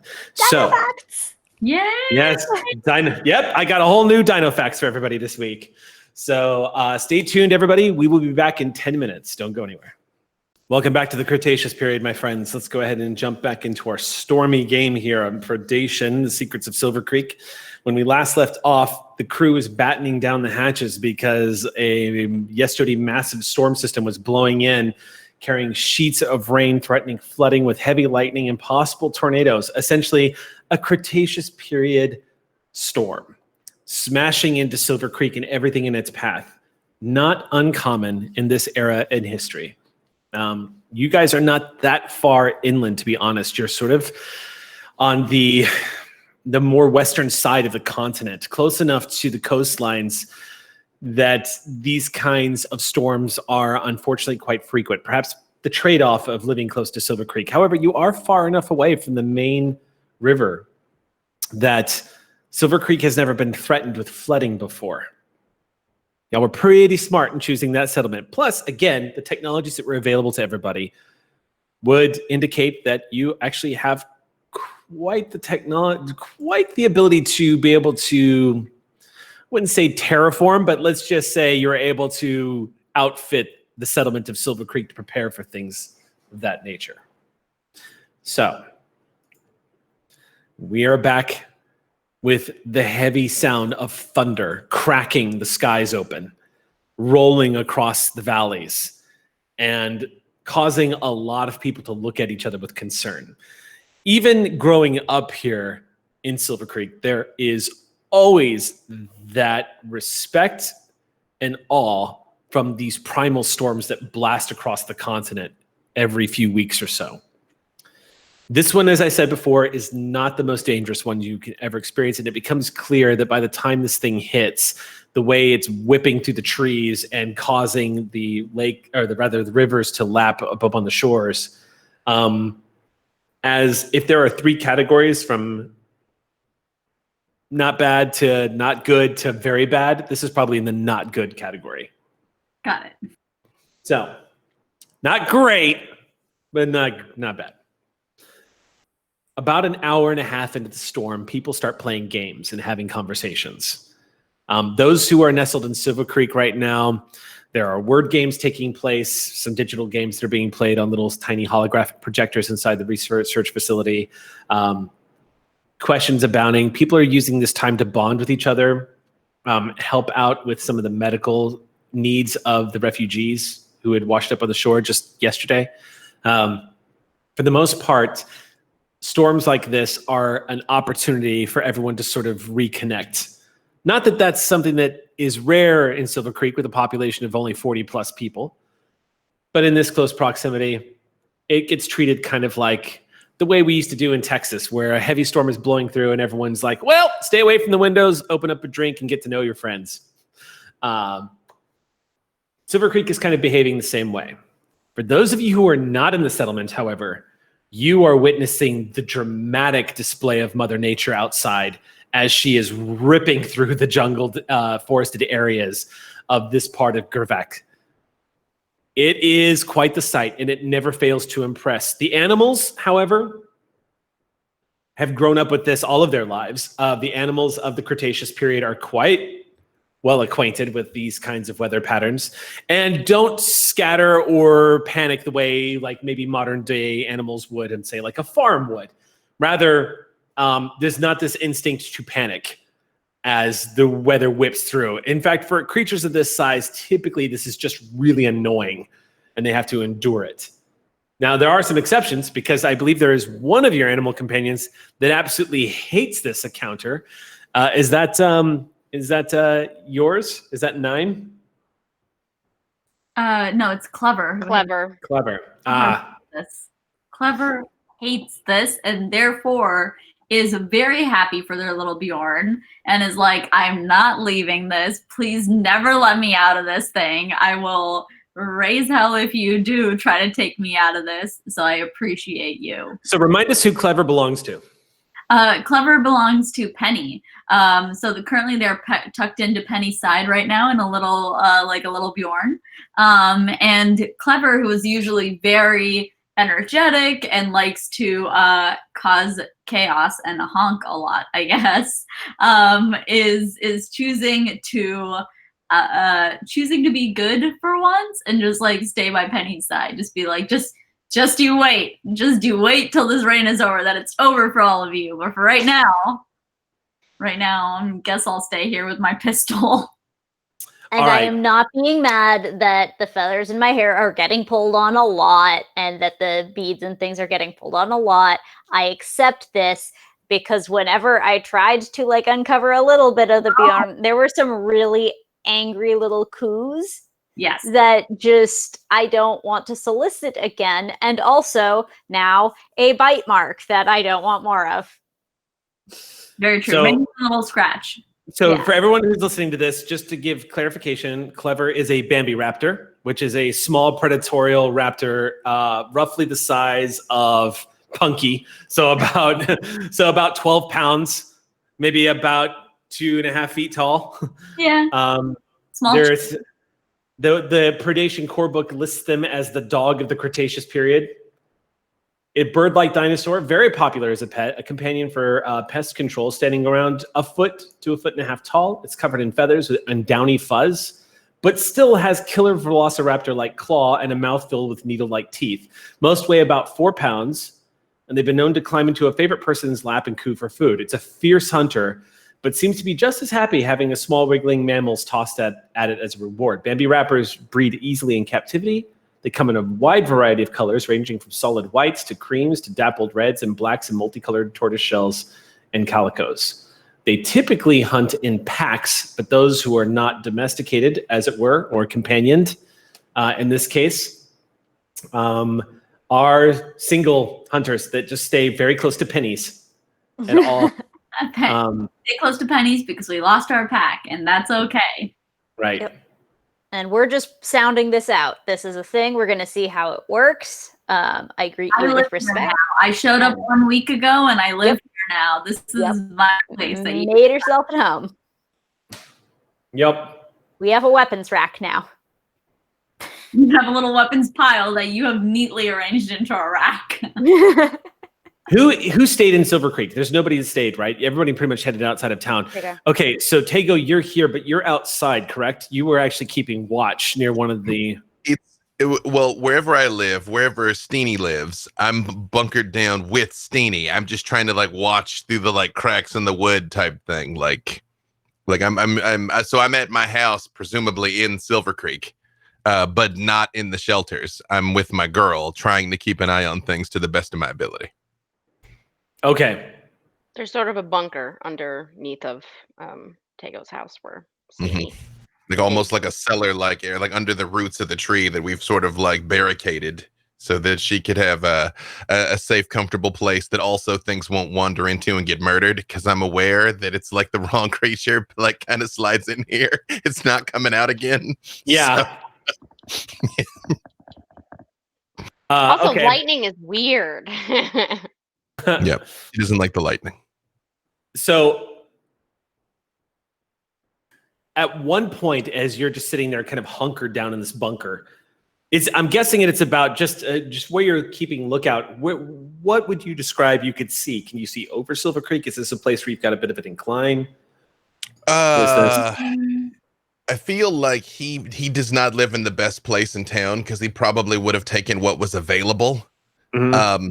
If anything, it might be in a place where more of the water is kind of running his direction, but just kind of like a big awkward tree that he sort of like built around, like the tree kind of through his place. So I'd say he could look across the town square, as it were, but almost be like kind of almost looking up at it, not in a full depression where we would drown, but sort of, his house is the bad side of town of Silvercreek. Okay. Okay.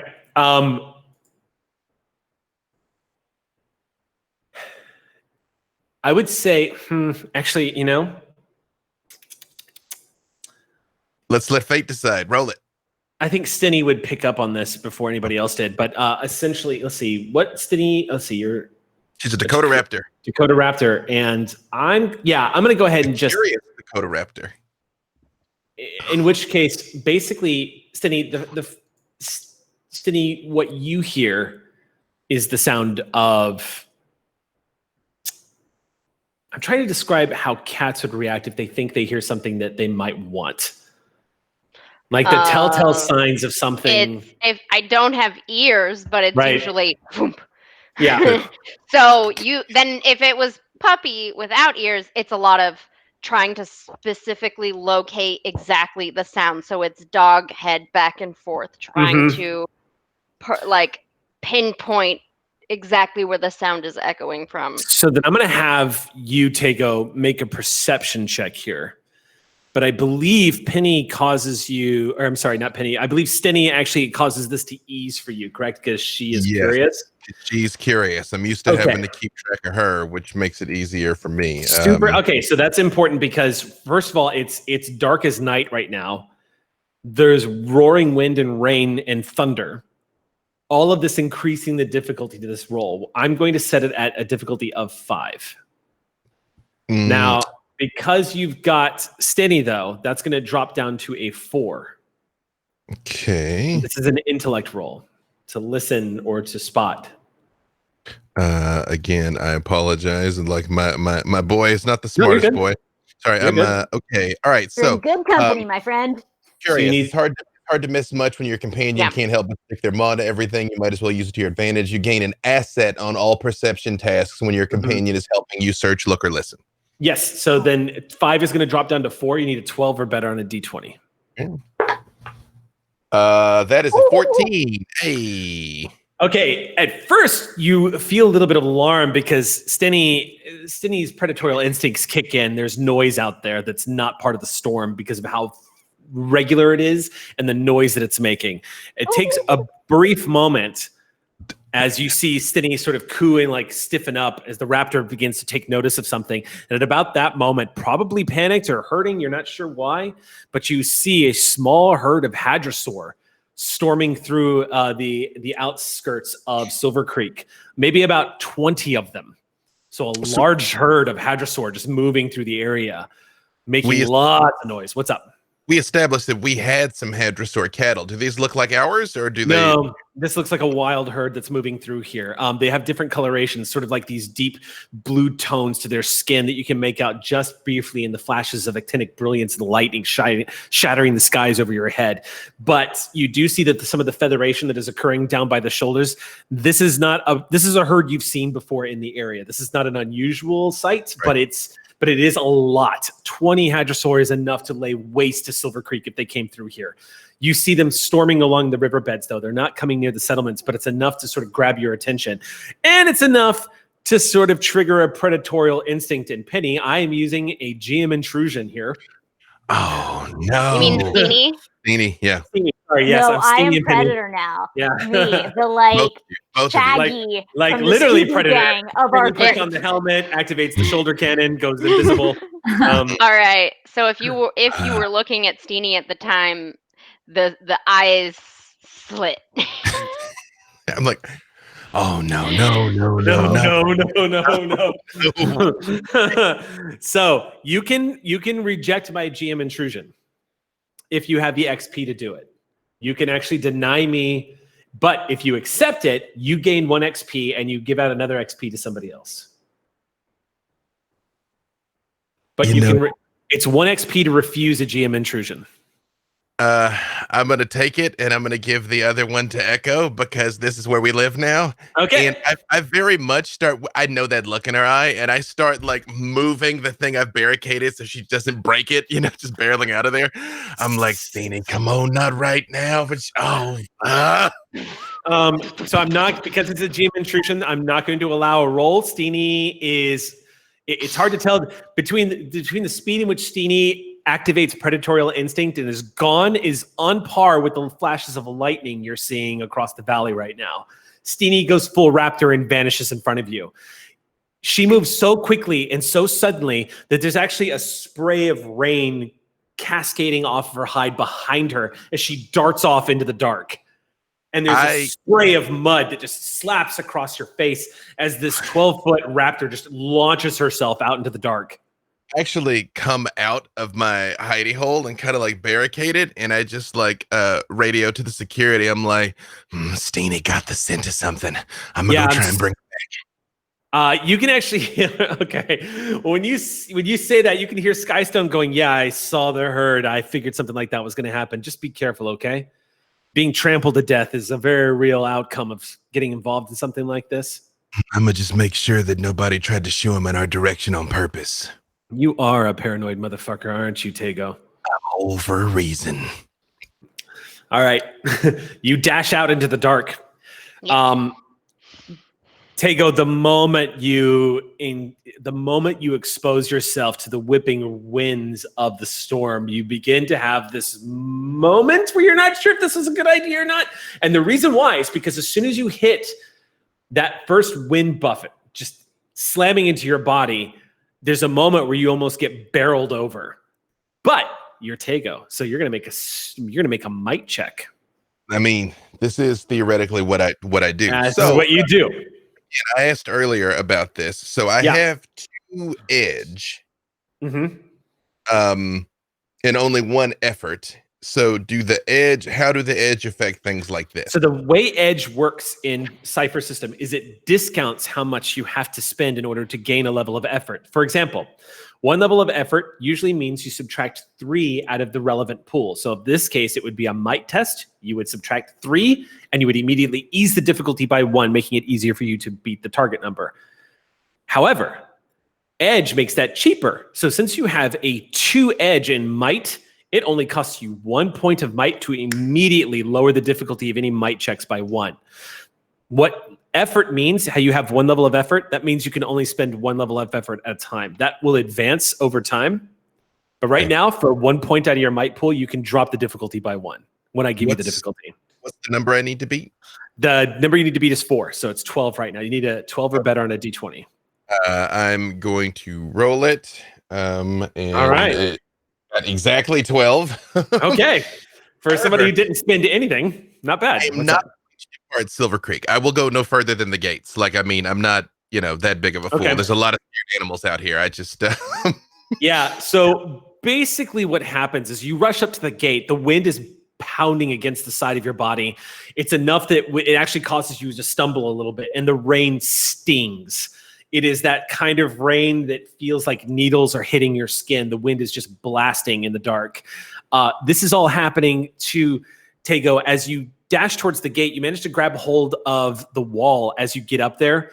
And as you look outside, quite this sight, because just beyond this storm in the distance, you catch a brief glimpse of a sunset taking place behind the mountains in the far distance of the background of this hurricane that's basically blasting overhead, giving, again, a snapshot of this primal world that is all happening at once around you. It's quite beautiful, this little pinpoint of yellowish golden light that's vanishing behind curtains of rain before it's swallowed up by that brief instance of the storm blasting around you.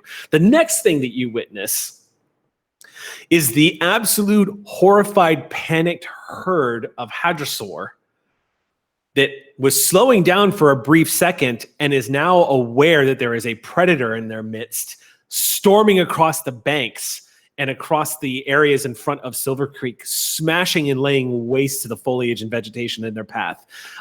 20 hadrosaur in a panicked run. They were spooked by the weather. Now they don't even know where it's coming from. If you can imagine buffalo in Africa who just don't know where the lion is, they just see their buddies running, kind of the same panicked reaction of a herd charging in one direction.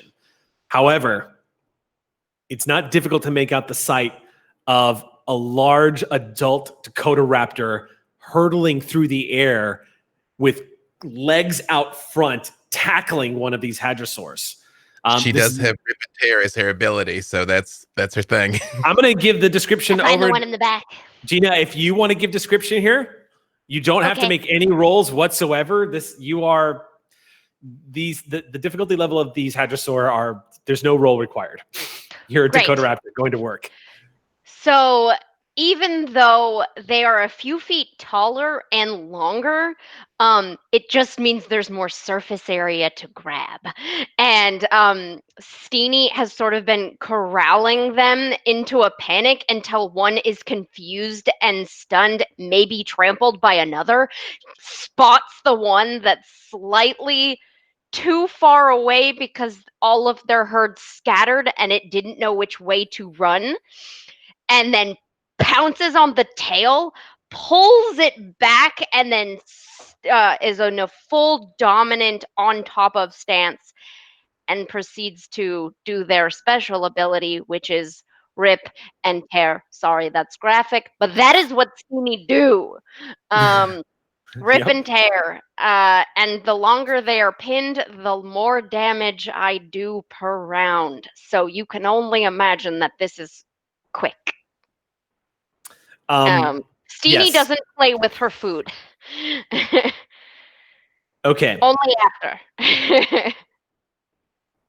So,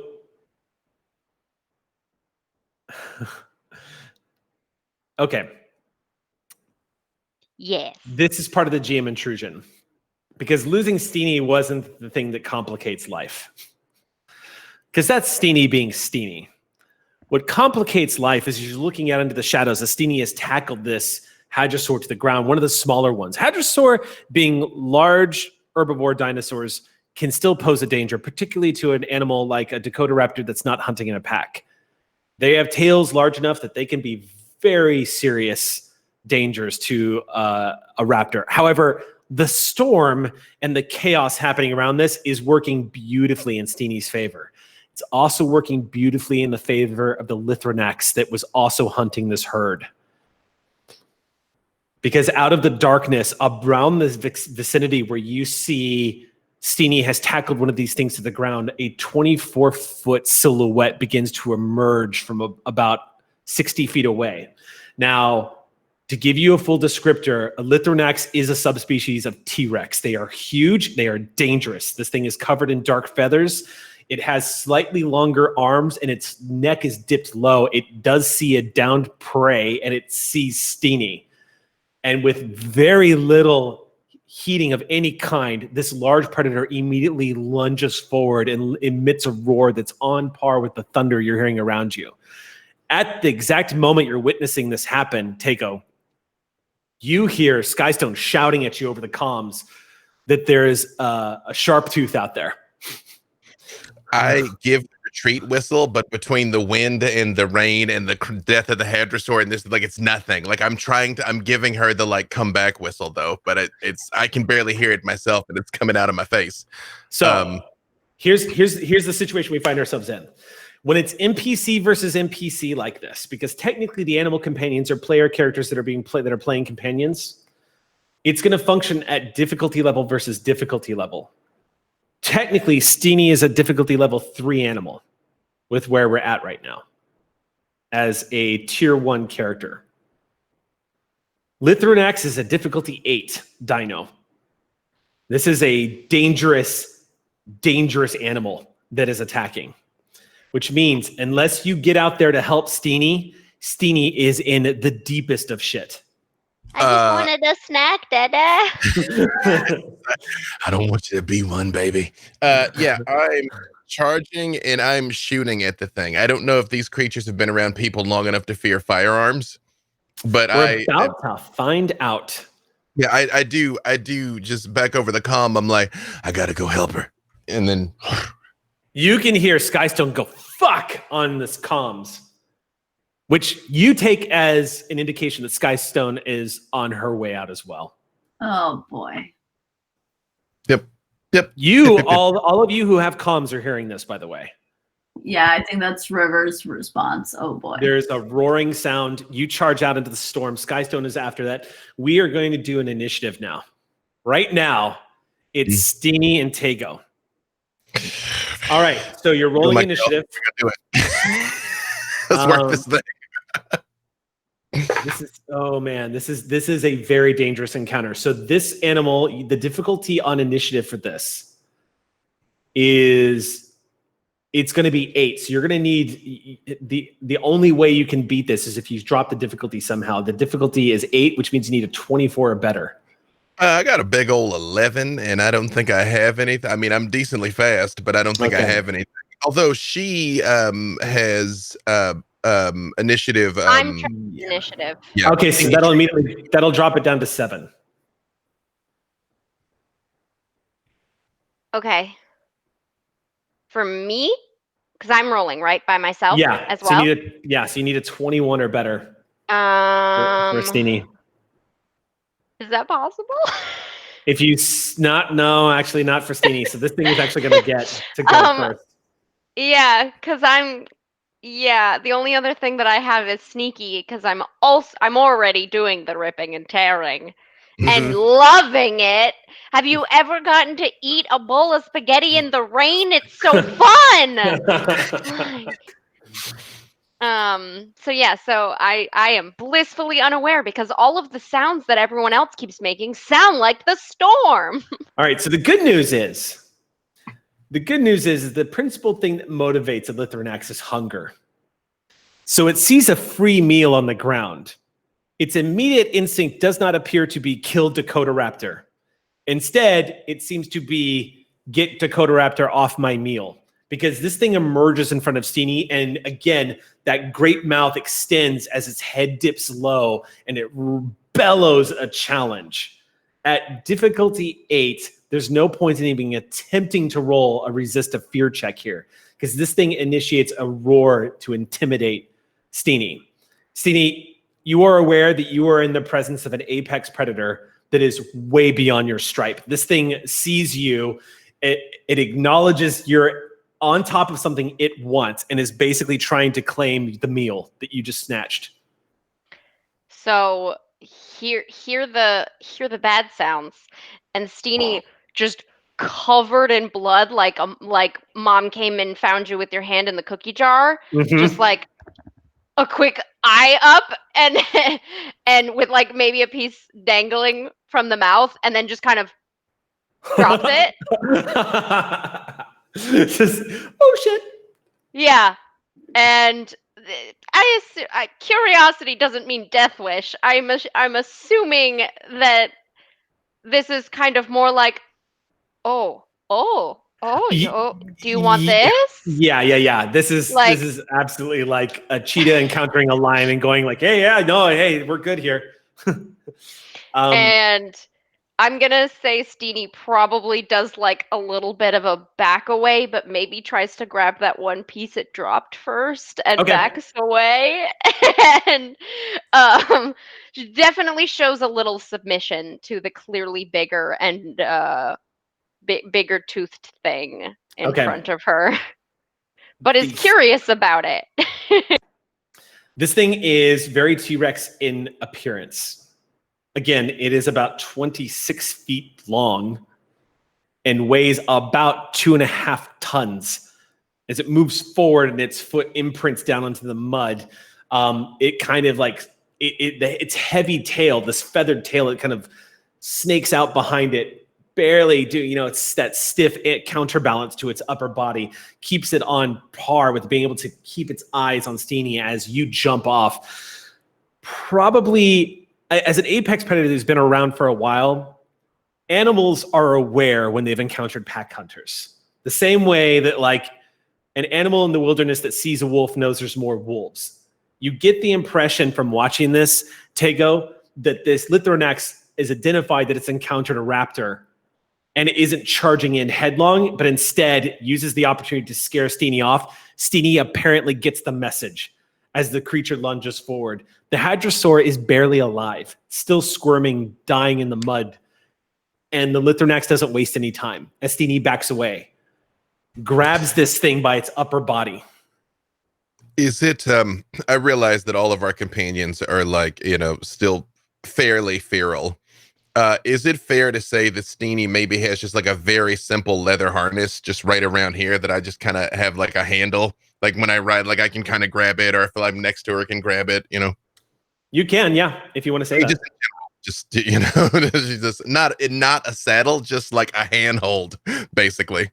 Okay. A kid with one of those leash harnesses. Literally that. Literally Yeah. the leash harness. She does tend to run away. Yeah, literally that. Yeah. Okay. Just even with this thing roaring and her backing up, I do just run up next to her and I just grab it and start like pulling it backwards. Okay. You probably get because Steenie did get just that little piece of meat left. You probably, when you pull her, you probably get a whack in the face with the meat from that was in Steenie's mouth, because she kind of assumed a dinosaur grabbed her or something. She doesn't know Dada's here, so but then it's kind of like an excited stamp.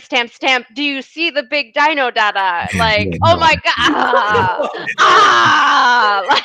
So I want to just underline that when you get slapped in the face with meat, this is not meat that came out of a supermarket. This is raw flesh that has been torn off of a still dying dinosaur. It's just The rain. The Lithronax, as this is happening, the Lithronax looks like it is defending its kill from what it anticipates being a pack hunt. Mhm. So instead of being aggressive towards you, now that it's got its food, this, yes, Jody, massive predator leans backwards and begins to drag this still very weakly kicking Hadrosaur backwards. Just to give you guys, since y'all, again, since you are native now to this area, Lithronaxes they typically hunt. They typically hunt near lakes and floodplains and rivers. So this is not unusual to see one. You would know, as somebody who's lived in Silvercreek, this is one of the most lethal predators you can encounter out here. They are easily as dangerous as a T-Rex, and far better at hunting than T-Rexes. These are way more aggressive. When it comes to, I'll give you an example, just because I want to like feed the player knowledge of how dangerous these animals are, because this is probably not the last time you're going to encounter one. Even though they are difficulty 8, when it comes to combat, they roll at difficulty 9 for initiative. They are vicious, terrifying. Looks like you're going to get off the hook on this one though, because it got the meal. I radio back. I'm like, looks like it's old Stripe. We thought she might have been dead, but she's apparently alive and well. I'm going to give you an XP for that. Oh, thank you. Cool. Yeah. Take an XP. So we now have Stripe. Yep. A local Lithranax that has occasionally wandered in and out of the area, and one of the most dangerous predators that Silvercreek has encountered. That being said, though, even as I'm sort of like pulling her beaten feet backwards, I still want to at least take a look around as we're like very much trying to leave, because this has been a lot now. The klaxon has gone off, the hadrosaurs have gone off, the Lithranax has gone off. Like anyone in the vicinity is going to know like something's happening over here. I'm just, torch lights in the forest, like anything. Okay. So you're keeping an eye out. You're now outside being completely exposed to the elements. So because of the exposure to the elements and the encounter you just had, to balance out that the whole encounter that just took place was a GM intrusion that you've managed to get the better of because of killing the dino and surrendering the dino on its initiative roll. I am instead going to ask that Tago, I'm going to give you a cost. This is going to cost you 2 points out of your might pool. And I'm going to ask that Steenie spend 1 point out of her might pool. This is to reflect dashing through this heavy storm area, being whipped in the face by wind, everything that's happened, the strain this has put upon you, and the impact of the storm on your skin is that's going to be sort of the outcome of this GM intrusion to balance this out a little bit, since you managed to avoid the encounter. But I feel like it's, when you go swimming and you come out, you're just like starving. You're just like, it literally took everything. Yeah. So you watch old Stripe, this big Lithranax with this crimson stripe going kind of off center of the back of its head, dragging this dying dinosaur that's moaning back into the darkness, where you catch just flashes of light before it disappears into the tree line. This is only the second time you've seen Stripe. And you are now the second person in the history of Silvercreek to survive an encounter with Stripe. Hope they don't want to see her a third time. And Let's add to the lore, shall we? Stripe, we're going to add to the lore. Stripe is who took Skystone's arm. That's why I felt that. That's why I had to report in that I'm all like, yeah, it's an old friend of ours. Full Moby Dick here. Yep. Let's Captain Hook. Come on, let's go finish it off. Captain Hook. Yeah. So this is the big boy. But it looks like the encounter was brief. So what is everyone else? You're hearing this on the comms. You're hearing the odyssey of this encounter on the comms at this point. It looks like it's ended well, but when everyone hears the name Stripe, there's this reaction. You hear Skystone go, all right, I've got visual on you. Tago, are you good? Do you still see him? Is he still out there? Heading that way. Get back to the encampment as soon as you can. I'd say the moment I get kind of Steenie just back through the gate, I just kind of look at her and I'm just like, I swear you were gonna be the death of me. And at that, it finally goes and slurps down that last bit. Right down the back of the throat. Yep. And, unless spot anything else, kind of like back to hunker down. I do kind of like her in the rain, so I'm not in there with hadrosaur goo. Wipe it off on her feathers, just around the side of her shoulders. Just get that off. Yeah. Just, you like it. Stop it. On the backdrop of just a thunderstorm that's splashing you with needles and lightning flashing as the Hurricane Gale Force winds are whipping around y'all. Splash, splash, splash in puddles. I would say now that there's less distraction and we're home, and I'm getting fun rain puddle cuddles. Steenie knows now, okay, back home. And so probably scoops you up and tries to step in every puddle on the way home. And dives back under to safety, because now lightning coming and not so fun. All right. The two of you managed to take shelter again after taking your might damage. The rest of the evening, unless anybody wants to actually request any kind of scene as you're hunkered down, the rest of the storm is going to play out. It's going to last the entirety of the night. as the storm blows through. I wouldn't mind having the encounter where Echo finally gets to see inside of Penny's treehouse. I kind of want Penny to describe their treehouse. And Sure. And as just like a brief thing of flavoring, it doesn't even need to be a scene. I would say that River plays like a scavenger hunt with 9 to keep them entertained while we're in the in the Hard Rock Hotel, which is the name of the series of caves that we're in right now. Which is love it. No one gets because no one remembers the Hard Rock Hotel from this timeline. But you know what? It's there. One of the first settlers called it that. So I'm going to say she basically just like hiding potatoes around the cave system just to keep you occupied and also to keep your tail from hitting anything or like causing too much distraction. This is a distraction. So that's all she's doing. That's how she spends her evening before we go to sleep. A destruction distraction. A distraction, yes. I will say, yeah, 9's definitely like happily whips in. Like the sides of this cave are just like cracked and battered. Like there's been like he hits the sides of the cave so hard, you swear like your tail is broken. It's like boom, and you're like, are you okay? And it's like it never registers at all. Crack of thunder. We don't even hear the thunder in here. It's all the same to us. I just want to bookmark this point in the VOD that I'd like to recall everybody to go back a few seconds and look at the facial expressions of B Dave and Gina, because I sent them the artwork that Melba just posted on Twitter while we're in the middle of gaming, because I had to show them this incredible piece of art that Melba just posted. It's so beautiful. It is so That's good. my eyeball. It's It's pretty damn good. Yep, I got pinged and I was like, what's this? Oh my gosh. Phew. Yeah. Okay. So inside this treehouse. Yeah, so we're going to my house now. Outside the treehouse right now, just keep in mind, like the walls of the treehouse right now are creaking along with the huge trunk of this tree. It is, if you can imagine, the force of this storm constantly testing the structural integrity of everything around you all, including the very tree that you're built in.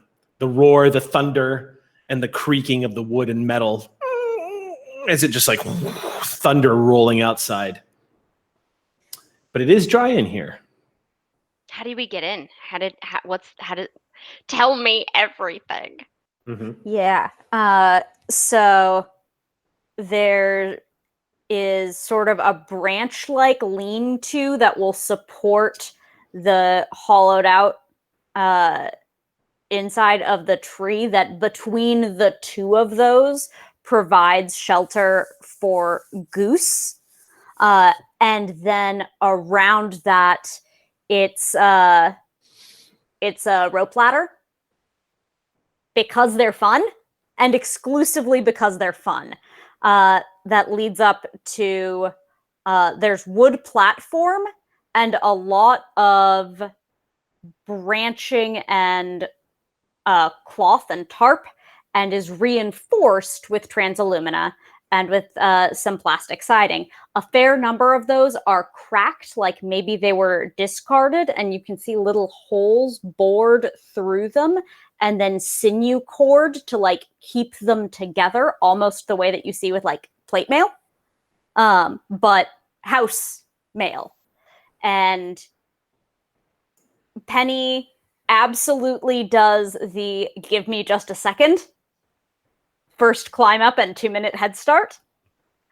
When you get in there, you'll see they're probably just finishing setting down the weapons into the clever weapons pile that exists now. It clearly did not previously exist, but The now clever it does. weapons pile. That's another band name, I swear to God. And you can see on the walls there are a lot of fairly geometrical markings and some painting, like they were experimenting. Like it basically looks like a palette on their walls, rather than like in a hand. And I'll leave it to you how well hidden you find the little pieces of painting on bark that Penny has shoved out of the way in the 2 minutes head start. It looks kind of good, actually. Clever bursts from the Bjorn the second we are at home. Oh, In- I forgot that she was in there. Bambi Raptor just popping out, just like home and just like does a circle of the place, kind of almost like parkours up the sides of the walls at this point. Is just like happy to be in their little bed. I think that they've made where does Penny sleep? Penny has just little floor pile of various cloths that if you have enough of them, they add up to a bed. Oh, perfect, because that's exactly where Clever is going. Did I find you in that when I first found you last week, just making yourself at home? Yeah, just this like is my nest. So Clever's never leaving this spot is what they're saying. But they hunker down and they look at the new guest, they look at Penny, and they look at the clever weapons pile, and they look back at you guys. But they're very content now that they're dry. Okay. That makes one of us. Content, Do you have any towels or? Snatches a cloth off of the Clever pile, because that's like where most of the cloths are, in effect. We don't have dedicated towels anymore. Oh no! I'm making an enemy. I lock eyes with Clever, and I know that was a bad move. It's okay. No. She's cool. Hey, Clever. Be cool, and I'll take one of the little ones and just put it around you like a cape, and then over your head. Yeah. It's dark out now. Clever. Yep. I gotta try that to Goose one day. That would probably get me killed. You might need a bigger tarp. By putting something over Clever's eyes, she relinquishes the game of tug of war and lets you have your towel. Great. Just roughhouse, get all of the mud off because I am now in someone else's home and it's very clean. To echo, this is like a really cool, clean house. staying off the ground does help in a certain sense. Everything being dirt creates a nice baseline as well. I have found if everything is made of nature. Can I get you a food? We had that, like, we picked up that jerky off of Saty, so I'd be, if you want some. Sure. I come and sit wherever there looks like the communal, like, eating cushy spot. I think I'm picturing like a lot of floor poofs and that are now going to become because this is clearly this is one of those like 150 square foot studios that doesn't ever expect you to have someone else over. Yeah. And it is furnished accordingly. So things are being rapidly repurposed, my friend.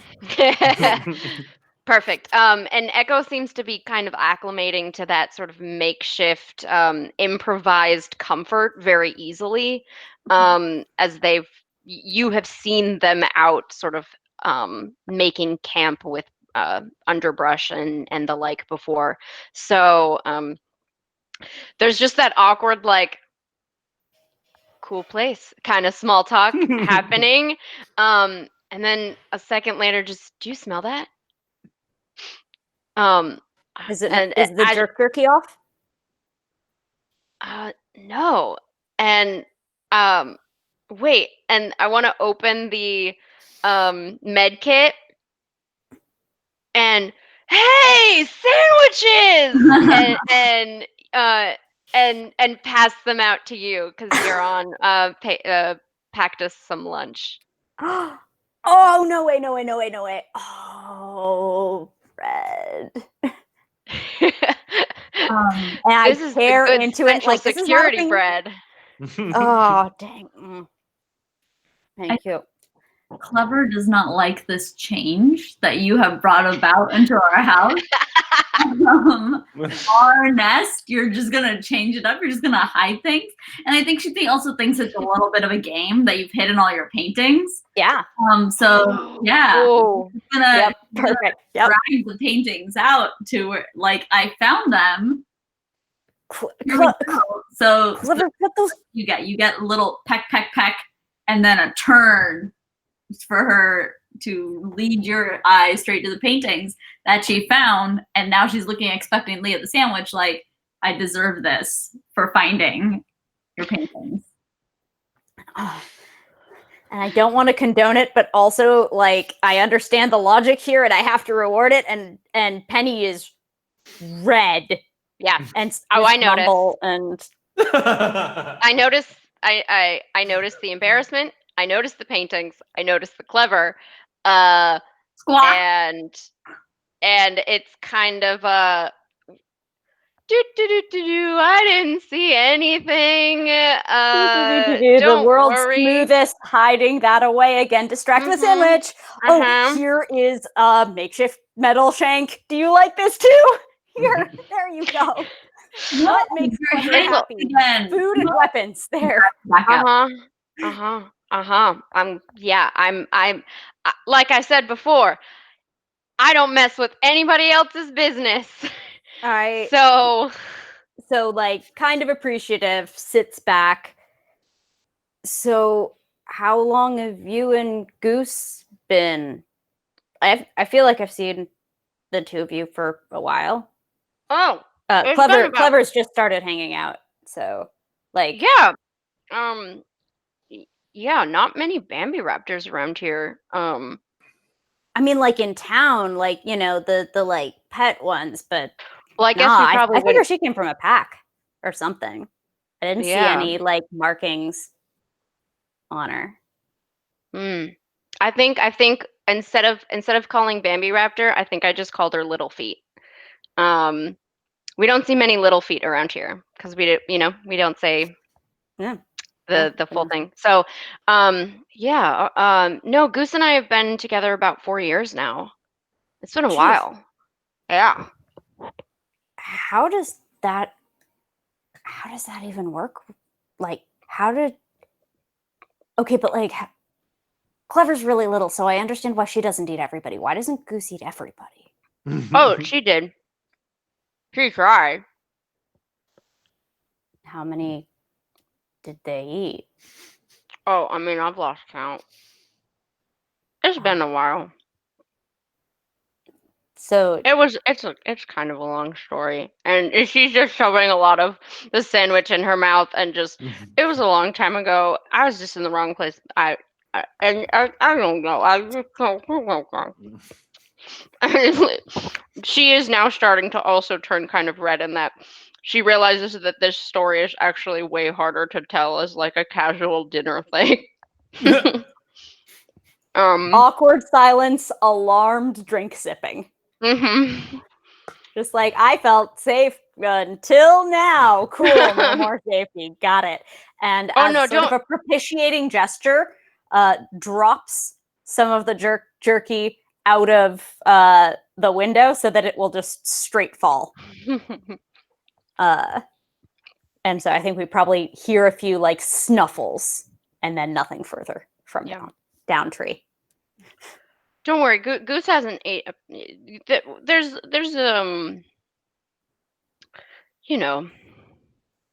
Goose is a dino. As long as there's respect there, the snacks stay non-human. It's pretty cool that one of those big guys respects you. It had to be earned. Both ways. And then she looks very done with the talk, and she kind of very she itches at her chest, which has the like very intense scar along her throat. That sort of abrupt car nature coming out for a split second after the socializing seems to just abruptly halt for a second. I think let's say right then is when we'll hear the bellow. Yeah.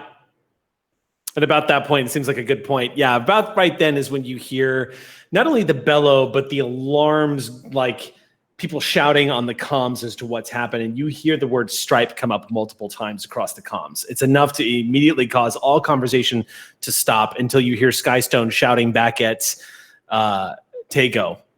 The encounter is very brief. So by the time everybody has a chance to become alarmed and try to react to what's going on, Tago's already in the middle of retreating with Stinny and calling out that Stripe's retreating with a meal. But this is now confirmation that the predator is in the area again. He hasn't been seen for months. And was presumed dead. Has Goose ever seen Stripe? I don't know. You tell me. You said only one person has ever encountered Stripe, right? One and of the humans from the settlement has encountered Stripe and lived. Yes. In my head canon. Yeah, sorry, I was just gonna say in my head canon, Skystone put a couple rounds into him, and so yeah. And realistically, if Goose and Stripe met, both wouldn't still be alive. Yeah. And Goose has been with me for 4 years. There isn't much we don't do with each other. And if Stripe is kind of only mostly seen and killed, we probably haven't seen Stripe. But Penny outside of, doesn't hang with Tyrannosaur. It's not. He doesn't know. I would say I have heard all the stories though, because I think Stripe has probably been a menace in Silvercreek for a while. Especially, and I like going to listen to the speakers talk about the stories of town. It is worth noticing too, Gina, I think Echo would know, especially given her history, I think Echo would know that the adolescent Goose would likely become meat to Stripe. Yeah. Stripe is, it is a full-grown Tyrannosaur that it would be a lethal encounter for Goose. So for the most part, but Tyrannosaur, But Goose I know would know every that. story about Stripe. Yeah. Stripe has stalked the area for years. So there's a weird, I know Stripe is a danger to everyone, but having heard the legends for so long and then it'd be like, hearing Freddy or Jason's back, Right. It's kind of like there's a bit of fascination that goes across Echo space of I don't want to meet him, but I kind of want to meet him, but I don't want to meet him. But what if I survived? There's just a little bit. Extremely Goose's vibe. If Goose knew anything, Goose would be like, I'm sorry, we're going now, right? And I think indeed, in response to the bellow, you hear some more snuffs and a scratching sound at the bottom of the tree. There's probably a run to any sort of window that there might be, or peering through. No, I go back to the trap door hatch to yell down some calming coos down to Goose. Goose just looking up are we going yet? I have heard a challenge. Drop sandwich. And then yep, this is what we were waiting for. This is what we were waiting for. We were waiting for the Sam Gina Dino interactions. This is exactly what we were waiting for. Oh my god. Yep. I do think that if you drop the sandwich though, all just reaction wise, I think you catch Clever, who's about to go out the window after the sandwich. So I think that you stop your dino from going out the window, but I think I turn around and the turning serendipitously causes Clever to go into my chest instead. Perfect. Instead of out the window after the sandwich. Love it. Yeah. And you get burned. All right.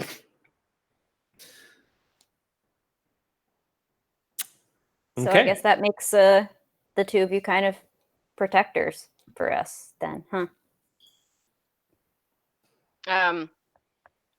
Looks up at you while sort of still sitting on the hatch and just says, Try to best we can.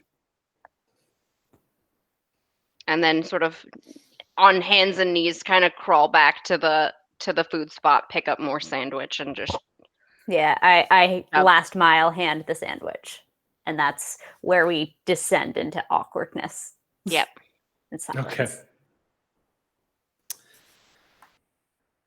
The storm continues to rage outside, and it rages all night. By the time the sun is rising the next morning, the skies overhead are still a dark gray, and the rain is still falling, but it's a gentle rainfall now. It has now become the patter on leaves and the soft, sort of relaxing sound of these thick rain droplets slapping into the earth as well as some of the structures that are around you. As everyone begins to emerge and take stock of the damage that was done overnight, you see that there have been some trees that have been blown over. There's lots of debris all over the center of the settlement, but the walls are still standing. There's some damage done to the buildings. There is obvious signs of what looked like a stampede that had moved through the area just in front, just north of the Silvercreek's gate, as well as signs of probably predation, one might say. It doesn't take long of scouting and just like looking around the area to find pieces of a hadrosaur that were left behind, like a couple of bones, bits of tail. For the most part, though, it takes the rest of the day for the settlement to go and collect some of the animals that they let loose in order to not be trapped into the storm. It looks like they've managed to collect a lot of, I mean, thankfully, a lot of the animals around here, particularly the pygmy sauropods that you all have, which, yes, you have miniature brontosaurus that function as like basically very large cows here in the settlement. Dino. Yep, essentially, these baby brontosauri are like maybe 14 feet long, standing at about 9 to 12 feet tall at the tip of their neck. So they are, kids like to ride on their backs. They're very docile and friendly. They pull equipment when they need to. They have milk, the whole bit. Or I shouldn't say they have milk, but they have, they're able, let's just say that they're used for livestock purposes in terms of like, some of them are actually raised for like laying eggs, because dinosaur eggs are quite yummy. But for the most part, that they are used for the livestock of the entire vicinity, these pygmy dinos. Pygmy, by the way, the pygmy dinosaur are not naturally occurring. They are genetically engineered, and they were brought here and bred from Kaleno City. This is one of the things that some of the first communities who came out and established Silvercreek brought with them, and they have been breeding them for the past 45 to 50 years. So even though they're still small, they're fully grown. Yes, that's correct. They are.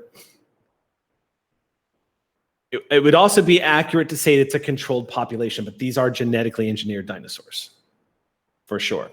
So for those of you, I will not point at anybody, but for those of you in the group who that might be relevant to, I leave it to you on that. But for the most part, the entire next day is spent putting Silvercreek back together again. The damage is not extensive. What's alarming, though, is while y'all are out and about, River, you and Tago, as you're surveying the surrounding area on the east side of the settlement, taking note of how heavy the river has flooded because it has gained about 6 feet of water up onto the shoreline. So there is some pretty heavy flooding around here. Still far enough away and below the water line, so it's not going to endanger Silvercreek. But I would say in the time that you have spent here in the settlement, this is not the worst flooding that's happened by far. But the water level has risen dramatically. But that's not what captures your attention. What captures your attention is the body of a Saty guard in full armor that is washed up on shore, just near Silvercreek, about 600 feet away from the settlement on the banks. You got your rifle on you? Yeah, always. Okay. Shall we go see if this If the river was as kind to him as it was to me. Mhm. And I'd like to approach. Yeah, Okay. me too. Fully helmeted with some of the white body armored on, but you do see that sort of multi-layered golden logo just above with the Saty's signature on one of the arm plates. This is advanced tech. This armor is good enough to move around in relatively easy. Does not have any obvious weapons on them, but the helmet is completely enclosed off. And it's very much sort of like that. The best way I could describe it is sort of like the Mass Effect style helmets that just easily and like form-fittingly clip onto the front and have a fully enclosed face mask in front of them. Any like wounds, because the river did wash him up? Like, do we see any like? So you're going to investigate him? Yeah. Okay, so moving up to him. I literally, with my rifle, I pointed at him and I do just shake him with my boot. Okay. But not very much. You kind of kick the body around. When you kick the body around, you begin to see a bit more of the extensiveness of what's going on here. Because by the time you reach, you're looking down on him, you do see that there is an entire leg missing at the hip. Not a lot of blood here on the river, on the riverbank either. We don't want to be out here with raw meat. We should get him back to the Silvercreek. She's gonna crouch down and do just basic like life pulse check, see if this guy is still around. So you pull him over because he's face down on the ground. You pull him over. The mud just kind of plop him down. Even though the mud spatter is covering most of that windowed helmet, the face underneath you can make out looks like human male, white as a sheet, just like obvious signs of death. Well, still better to leave it out than to leave it out for Stripe. Let's take him back. What's up, B-Dave? I radioed Dr. Molina. Found one of the Saty guys. Some got a hold of him in the night and he's dead. Got some useful salvage, but do they got tracking devices or something of that nature they put on their people? I don't know. Best to search him, and if they do, get rid of it quickly. And when you're done, you should come back. We need to speak. I know we saw the way their helmet came on and came off. I mean, can we feasibly take things off of this dude? Sure. You just reach down and kind of find those little two clasps that you saw Lucy using. Reaching down, there's a small hiss, and you pull the helmet off. Oh, yeah, he's dead.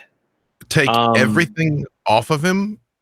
Check to see if he has any tattoos or distinguishing markers, and then throw the body in the river. Okay. You start unclasping the armor. Yeah. You are going to get, this is going to be advanced armor. I'll give you the stats for it after the game today. But you basically pull off the Saty chest plate and the armor parts, the helmet itself, you pull it off.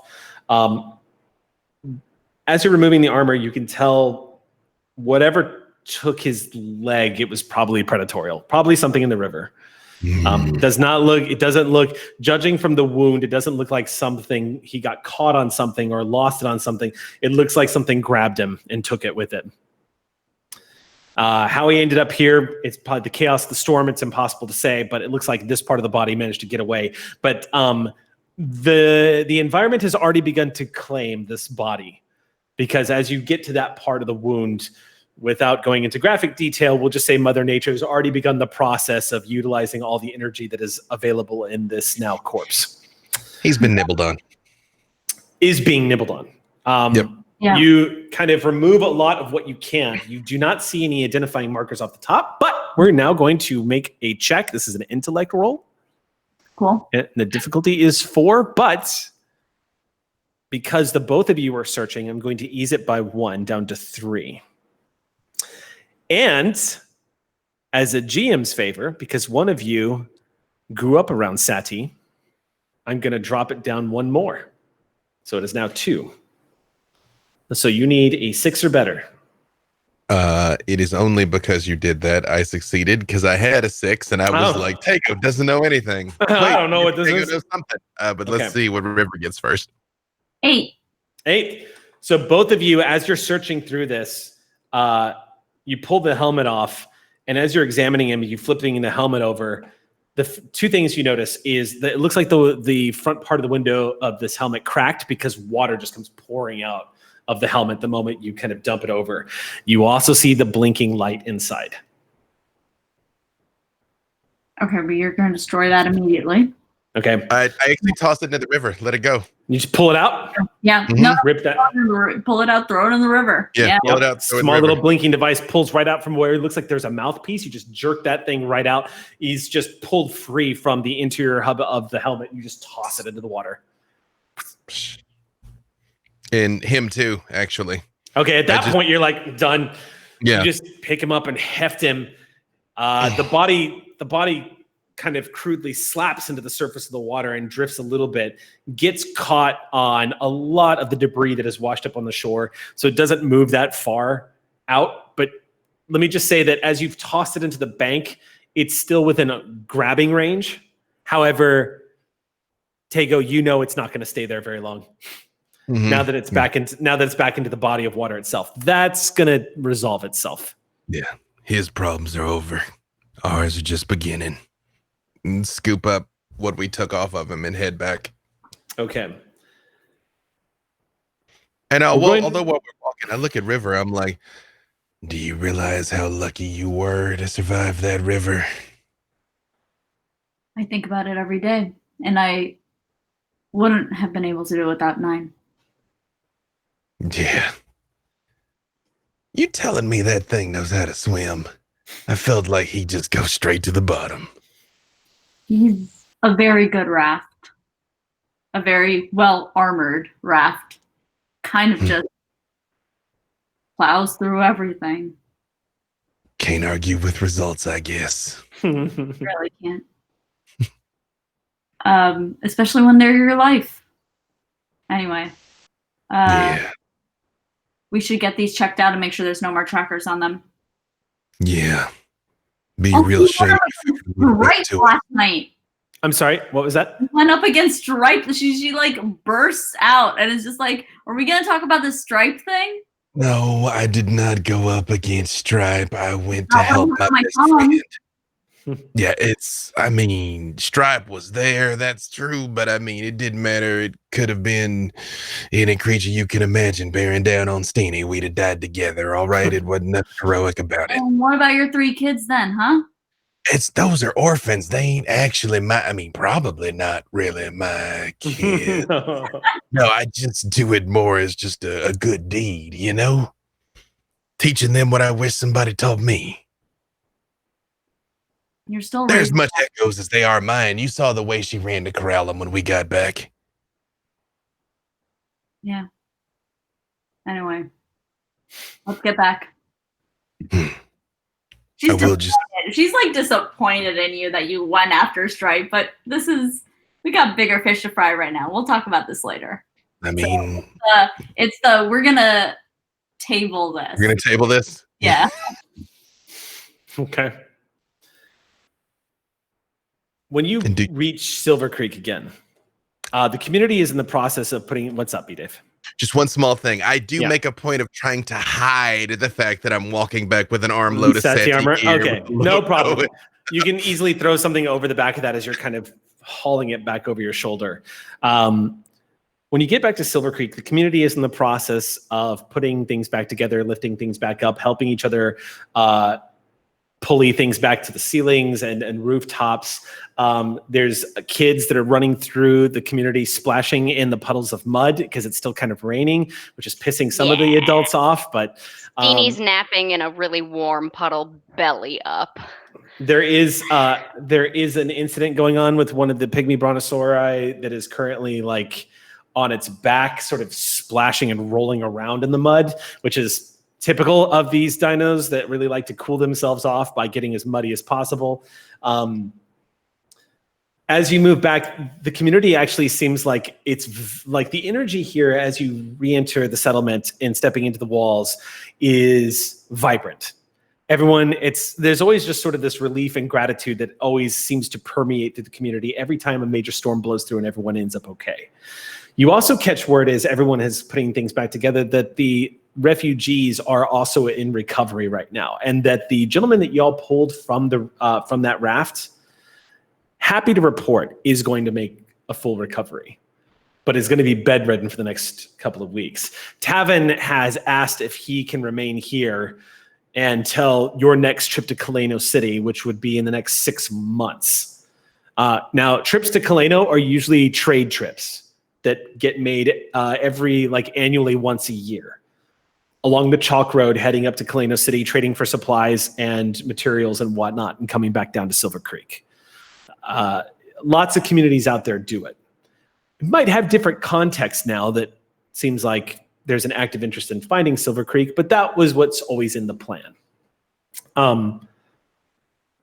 As everyone is returning to Silvercreek and getting inside and just sort of like helping out, putting things back together, having conversation, reconnecting, telling jokes, everyone's kind of relieved. You are all summoned to the main research facility by Dr. Molina, who is asking to talk to the 4 of you.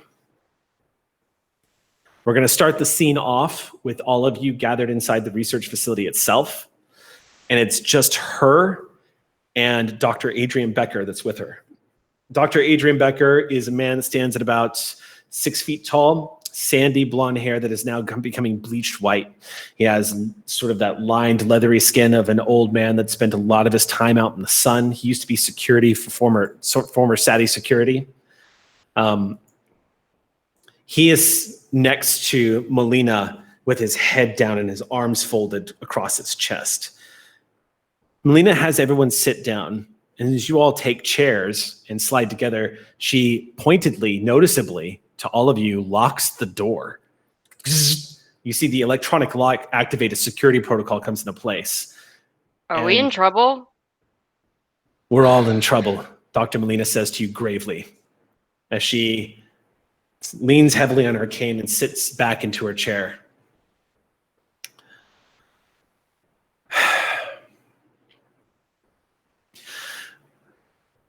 I'm going to tell you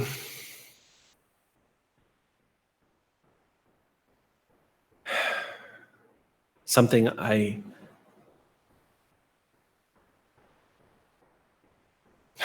She exhales again and lowers her head, and to her left, Becker looks at her and he shakes his head, and she raises her hand and says, I have to tell them.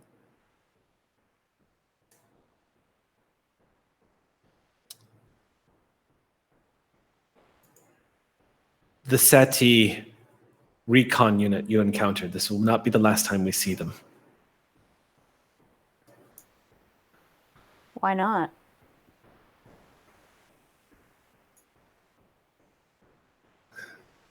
I was afraid this day was going to come.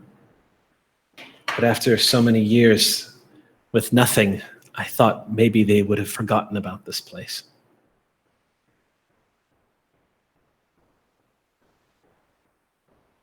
This was a very important research site for Saty.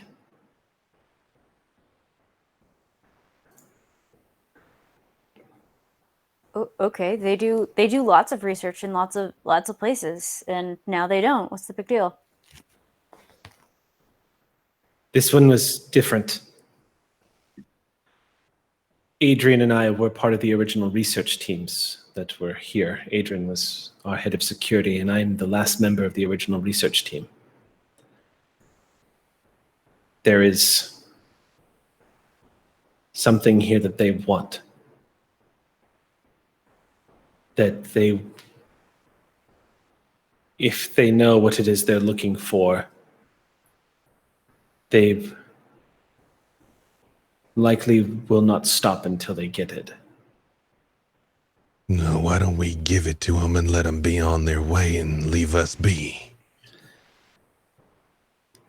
I wish it were that simple, I really do.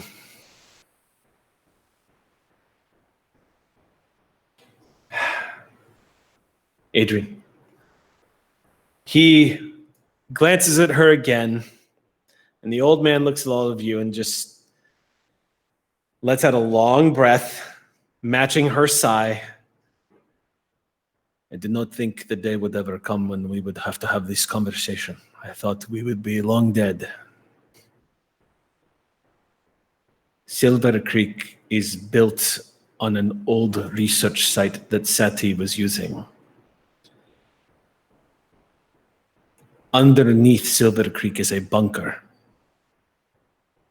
that has not been accessed since the last commute. I don't know what is inside, and neither does Dr. Molina. We can't get in. But we do know that it had top-level access, that one of the original mission leaders of the Saty mission here to Grevaxi built the research facility that this settlement now rests on.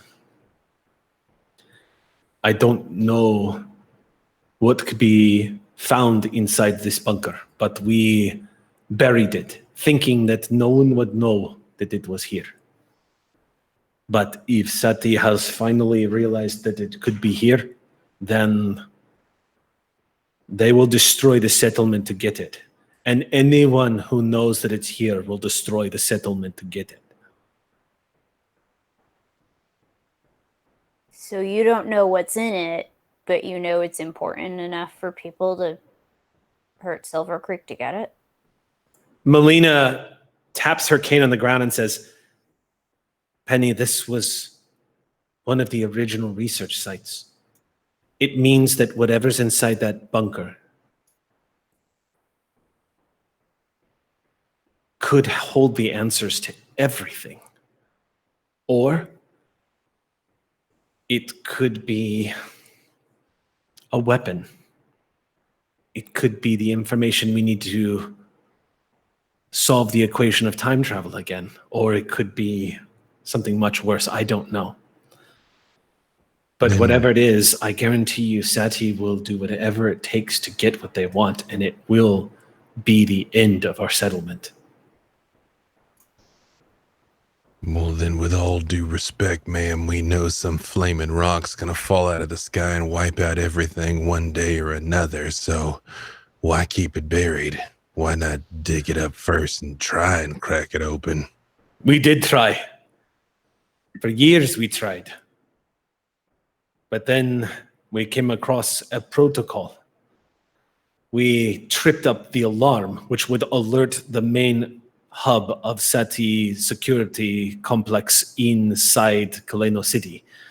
We thought we deactivated it. This was 30, 40 years ago now. With nothing, no one showing up, we thought we had been successful, but it's possible it's been transmitting this whole time. Maybe they can't pinpoint where, but they probably know that Silvercreek, this research facility, is active still. We cannot get inside. We have tried everything.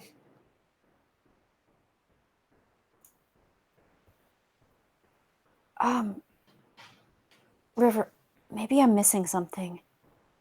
If this could be like the secret to time travel and stuff, and that could save everyone from like getting hit with a space rock, isn't that worth moving the settlement? There's like 50 of us and a whole lot of people out there. I don't think it's that simple, but I think it is worth investigating at the very least. Okay, so how do we crack it open? We should figure out. Echo, you saw them soldiers same as me. Them trikes, that ain't enough power to tow a bunker back 50 miles or whatever. That means they got something on them that can crack it open. So maybe we need to crack them open first.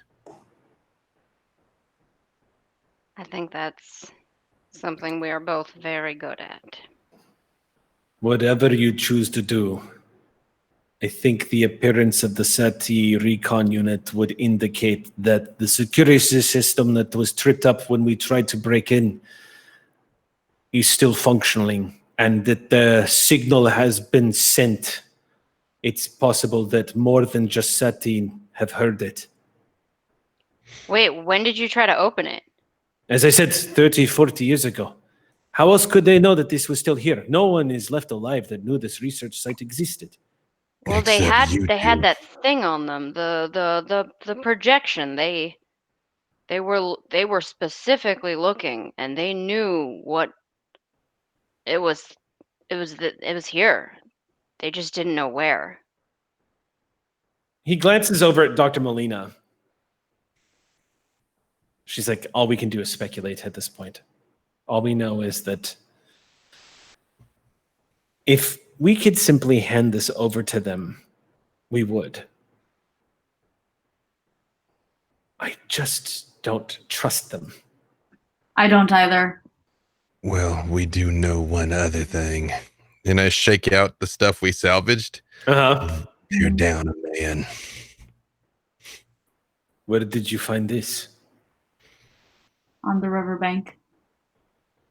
You said that they had turned away, that they were heading back north? Well, we don't know how far down the river he'd been washed, but I think we all expected him to hang in the area. That causes Becker to glance over at Melina. And she looks at all of you and says, we need to prepare. For what? For Saty. The worst. How do we prepare for all of Saty? They won't come in one big group. As far as they're concerned at the moment, unless they radioed back, there's just a couple of outsiders who are causing trouble. But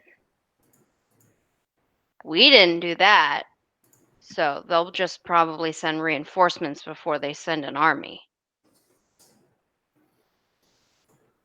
And then they send an army. Let's Well- hope we have that egg cracked before they do.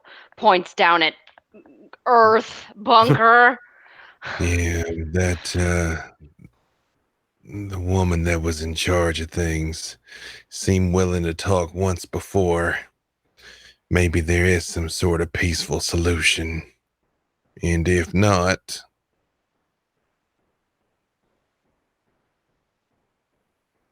Do you want to tell them? Becker Yeah. exhales and just says, we didn't just outlive the original research team. We are the survivors of the research team that established this place. What happened to the rest? Did you kill them? Penny. What? I thought that was what was implied. Sorry. Days after the last commute, an emergency protocol was activated, and our own Saty guards began executing people. They lined the first row of scientists up against the research walls of this very building and shot them dead before our very eyes. We were given no warning or explanation as to why they would do this.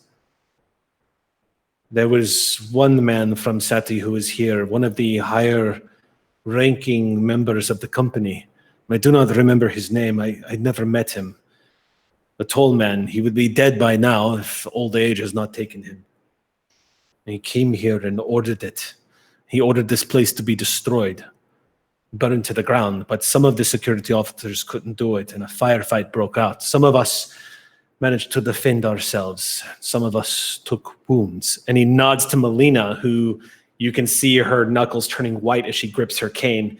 And he says, all I know is whatever Saty thinks is here is enough to kill everyone for. And while it might be new, a new recon team, a new people, I don't trust them.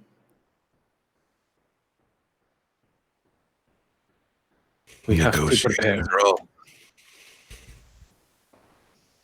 Now, I must ask that you tell no one this, but I will show you the bunker. And he stands. Melina stands.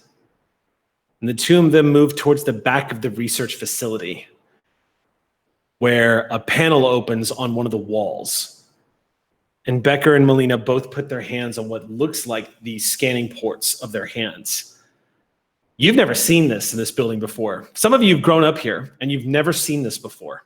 You see, and the floor of this research facility goes, and you see Melina quickly remembering the proximity of which the store opens, grabs a chair and pulls it aside quickly so it doesn't tumble down this ramp that begins to appear at the back of the building. You can hear like a screeching and scraping noises, almost as if this place has not been opened in a while.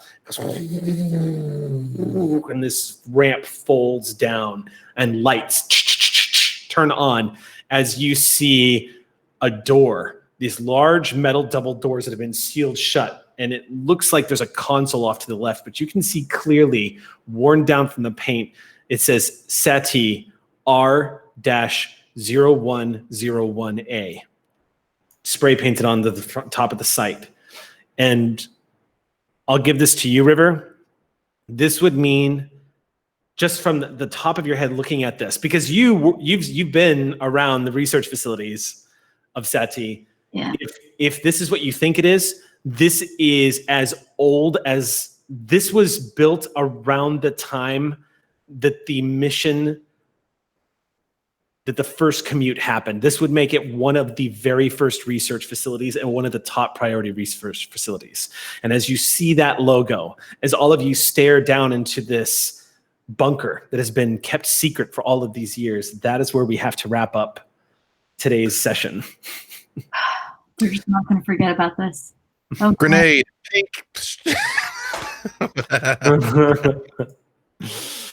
And here, none of us got the grenade, Cypher. Nope, nobody got the grenade. Where's Cypher. the black hole grenade when you need it? Black hole nade. Great piece of gaming there, though, coming up with Stripe. I love that we came up with a new NPC today. That was good. Again, I'm sure we'll never see again. Nah, Stripe has gone back home to play some Switch. He's going to go do some Animal Crossing, some Dino Crossing. I want to fight her since Yeah. we introduced. So let's go ahead and wrap up then. I'm going to go ahead and award you, everybody here, for discovering, for role play. Everyone's going to get 3 XP today. Yay! So pop it up to 3 XP. Write that down on your character sheets. Is that 3 including our ciphers? The XP for the cipher, yeah. Everyone gained an XP for getting the ciphers. Wait, so 3 total or 5 total? No, you should have gotten, yeah, it's 3 on top of what you've earned. You've been awarded 3 for the end of game discoveries and whatnot. Ah, got it. Perfect. So, all right. We're going to call that a game session today. Thank you so much for joining us as we continue to explore the secrets of Silvercreek. You can catch this game once again next Saturday at 12 p.m. You can catch the rest of us on Clear Skies this Monday night at 6:30 p.m. PST here on QueueTimes. Thank you, Jake, of course. Thank you, Ox Crew, our Dino Crew, for showing up. We will catch y'all next time. Thank you so much. Stay safe. We'll see you next time. Woo woo.